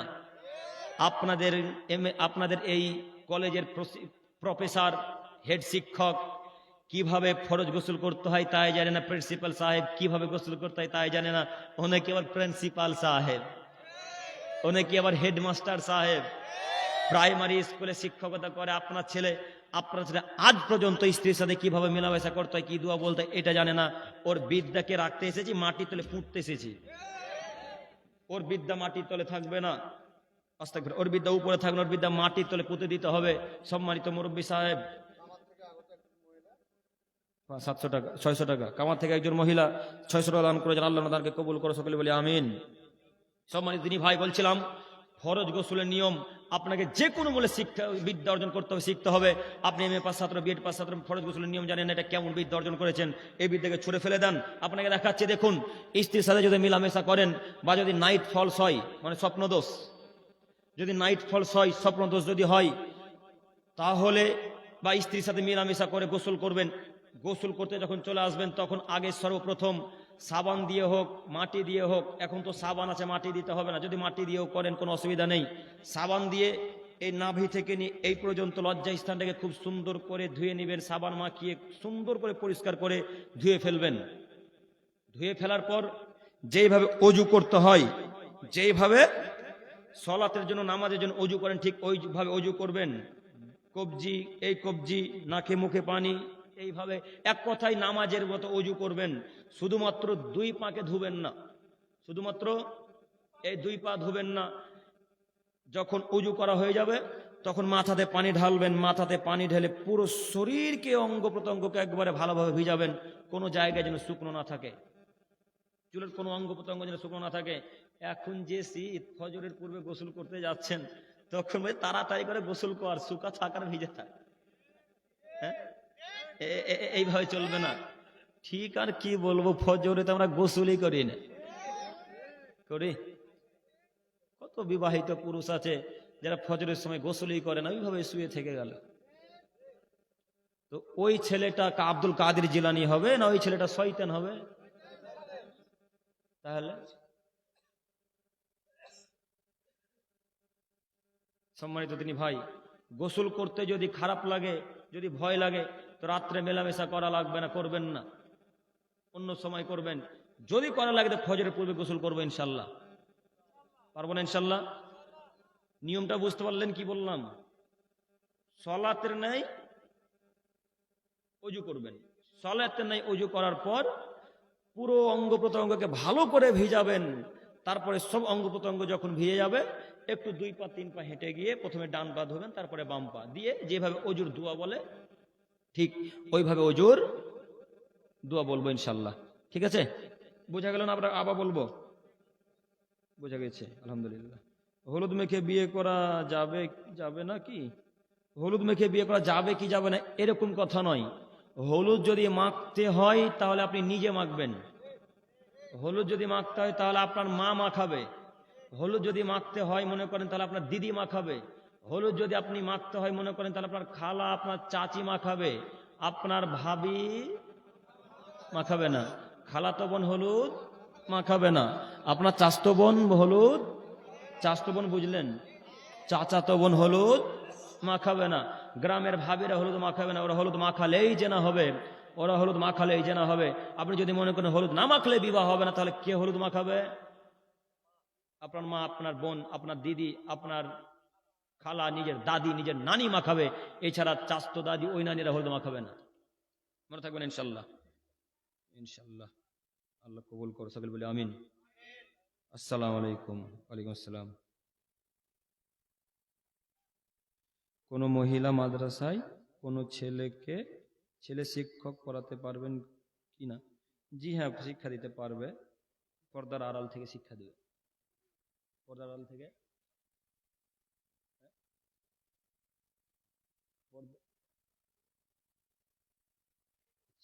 এবার কথা শোনেন, যদি ওরা বালেগ মহিলা হয় আর যদি বালেগ না হয় তাহলে এমনি শিক্ষা দিতে পারে, অসুবিধা নাই। যদি হাইজ হয়ে যায়, যদি বালেগ হয়ে পূর্ণ বালেগ হয়ে, তাহলে পর্দার আড়াল থেকে শিক্ষা দিতে হবে। জি, পর্দার আড়াল থেকে। খুবই কঠিন প্রশ্ন করতেছেন গো, চালাকি করে করছেন মনে নাকি, চালাকি করে। তো যাই হোক, যদি এরকম শিক্ষক থাকেন, আপনাদের উদ্দেশ্যে বলি যে যেহেতু পর্দার বিষয়, দেখেন আল্লাহ নবী সাল্লাল্লাহু আলাইহি সাল্লাম খুতবার বিষয়টা, আমাদের তাকান, খুতবার বিষয়টা আল্লাহ নবী বলছেন যে যদি তোমরা বক্তব্যও রাখো তবু মহিলারাকে কিসের ভেতরে রাখো? পর্দার ভেতরে রাখো। তো আমি এখন যে বক্তব্য রাখলাম, আরো বক্তা বক্তব্য রাখলেন, এগুলো সব কি শিক্ষণীয়মূলক কথা নয়? সব শিক্ষণীয়মূলক কথা। তারা কিসের ভিতর থেকে শুনবে? পর্দার ভিতর থেকে শুনবে। তো এই পর্দা ক্লাসে করতে পারছে না, মানলাম, তো এই পর্দা তো করতে পারবো, বোরখার পর্দা, পুরো শরীর ঢাকা থাকবে, এইভাবে পড়াবেন ইনশাল্লাহ। পরে এগুলো কি করবো স্যার বলবো না, ডাকবো না, কি করবো? জরুরি ঘোষণা, সাইফুদ্দিন ক্যাশিয়ার সাহেব, আমি যতজনের নাম ঘোষণা করব সবাই এখানে আসবেন ইনশাল্লাহ। সাইফুদ্দিন ক্যাশিয়ার সাহেব, নাজমুল সেক্রেটারি সাহেব, আইজুদ্দিন, আপনারা বসবেন, দাঁড়ান দাঁড়ান, একটু কথা আছে, বসেন, যাবেন না, যাবেন না, ও চাচা একটু বসেন। আইজুদ্দিন মাস্টার, কি এটা থারবেস্টার নাকি হারভেস্টার বালা, সারিফুল আলী মন্ডল, সারফুল আলী মন্ডল, আব্দুর রৌফ, আবুজার, ইব্রাহিম আলী, তাহির আলী, মিজানুর মন্ডল, মিজানুর, কামরুল হক, এস্তাব আলী, সৈবুর ঠিকাদার, সুলতান আহমেদ, মৌলানা সাহেব আসুন, মানিরুল ইসলাম পাইকর, আব্দুল মাতিন ঠিকাদার, সাইফুদ্দিন, জহাক আলী, জাহাঙ্গীরে আলম মন্ডল, আব্দুল সামাদ, জাহাঙ্গীরে আলম, ইমরান কাপড়ের দোকান, অনেক ব্যবসা। একটু আপনারা আসুন, আপনাদেরকে এখানে ডাকা হয়েছে, আপনারা অবশ্যই আসুন। সম্মানিত মুরব্বী সাহেব, সম্মানিত দিনী ভাই, জরুরি এখানে আরো একটি কথা, আপনারা অনেকক্ষণ বক্তব্য শুনলেন, আল্লাহ যেন আমাদেরকে সেই মোতাবেক আমল করার তৌফিক দান করেন, সকল বলি আমিন। আর একটি জরুরি কথা হচ্ছে এই যে আপনারা সকলে অবগত আছেন বা জানেন আগে থেকে, যেটা আপনাদের কিসের উন্নতি কল্পে জালসা, কবরস্থান, গোরস্থানের উন্নতি কল্পে জালসা। অতএব অনেক যুবক ভাইরা আছেন, দেখতে পাচ্ছি আমার যুবক ভাইরা, আপনারা সবাই আসবেন, কেউ খালি হাতে যাবেন না, এবং দিয়ে আমার সাথে মুসাফা করে যাবেন ইনশাল্লাহ। কি বলছেন বুঝলাম? ওহো, 5 নম্বরে 6 নম্বরে আবুজার সাহেব, এ কি টাকা আছে? 2000। কি কাজ করেন ভাই? এই মসজিদের বুথের প্রেসিডেন্ট? 2000 করলে হবে? আচ্ছা, দোয়া করি। আচ্ছা, এই 2000 টাকাটা 3000 বাড়ান, দোয়া করে দেবো ইনশাল্লাহ। 3000, 1000 3000, 5000 করে, 5000, 3000, 1000 লিখেন। কি হয়েছে? আপনার স্ত্রী পারে না, শরীর খারাপ, মারা গেছে, ইন্না লিল্লাহি ওয়া ইন্না ইলাইহি রাজিউন। আল্লাহুম্মা গফির লাহুম ওয়ারহামহুম, আল্লাহ তুমি ওনাকে জান্নাতুল ফেরদৌস দান করো, সকলে বলে আমিন। যুবক ভাইরা আপনারা আসুন, হ্যাঁ, আপনার নাম কি ভাই? এখানে আছে কি?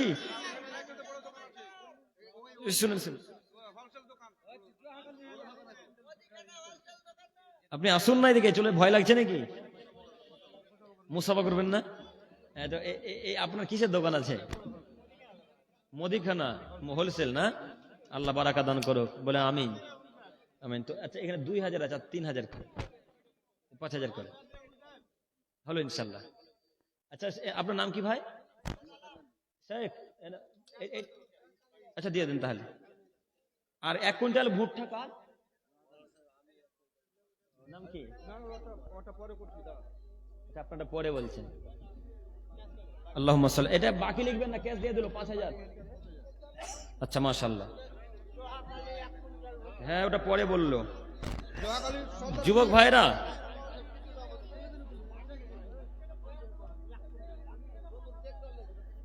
যুবক ভাইরা, আপনারা উঠে গেলেন, দোয়া বলবেন না? উঠে গেলেন, দোয়া বলবেন না? তো আচ্ছা, উঠে নাম বললাম যে বলবো। সাইফুদ্দিন কেসে সাহেব, নাজমুল সাহেব, আইজুদ্দিন সাহেব, সারফুল আলী, আব্দুর রফ, আবু জার, ইব্রাহিম, তাহির, মিজানুর, কামরুল, ইস্তাব, সহিবুল, সুলতান, মানিরুল, আব্দুল মাতিন, সাইফুদ্দিন, জাহাক আলী, জাহাঙ্গীর আলম, আব্দুল সামাদ, জাহাঙ্গীর আলম, ইমরান, কাপড়ের দোকান। আপনারা আসুন। আপনারা পিছনে কেন এত? দায়িত্ব আপনাদের, আপনারা পিছনে থাকলে হবে? আসুন। আর দিনী ভাইরা, আপনারা যে যতটুকু পারবেন অবশ্যই দিয়ে যাবেন, কেউ খালি হাতে যাবেন না, অবশ্যই দিয়ে যাবেন এবং আমার সাথে মুসাফা করে যাবেন। ইস্তাবলি, হ্যাঁ পাইকার তো, ওই তো লেখা আছে ইস্তাবলি পাইকার। পাইকার আছে, আচ্ছা আসুন আসুন। ও আচ্ছা, শেষ করে দেন। আব্দুল সামাদ ভাই 50 কিলো ভুট্টা, বরতলা। মাশাআল্লাহ, আল্লাহুম্মা সাল্লি আলাইহি। আসুন জনাব, লেট করিয়েন না। পাইকার যেটা ইস্তাব আলী পাইকার কই? ইস্তাব আলী পাইকার সাহেব কই? আসুন। এটা কার? আপনি মিজানুর? 500 গেল।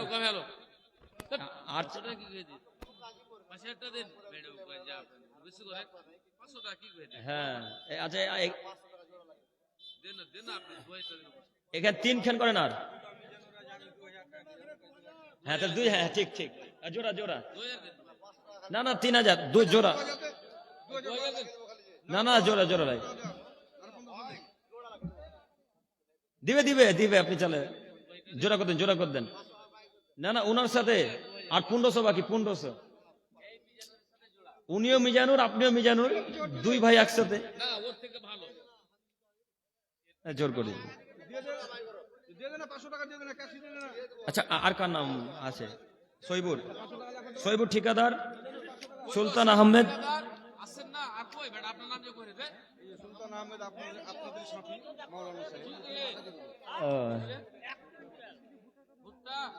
মাশাআল্লাহ, বারাকাল্লাহু ফি তিজারাতিকুম। 1 কুইন্টাল ভুট্টাটা লিখলেন। আচ্ছা, মুসাফা করেন, ভালো আছেন? ওই চাচার নামটা লিখলেন কি?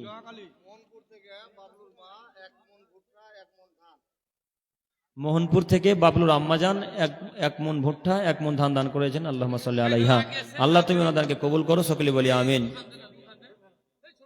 কি ওনার নাম কি?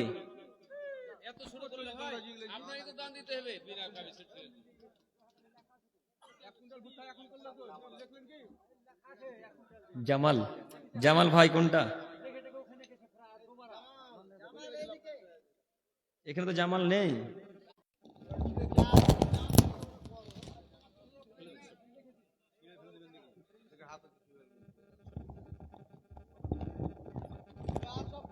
কই জামাল ভাই, এদিকে আসেন। আর লেট করিয়েন না গো, রাত অনেক হয়ে গেছে।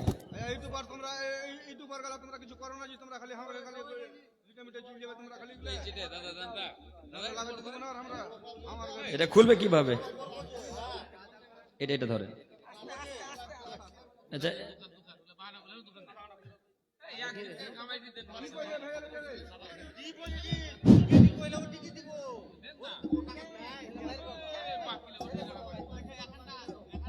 আচ্ছা, নাম লিখতে ভুলিয়েন না যেন।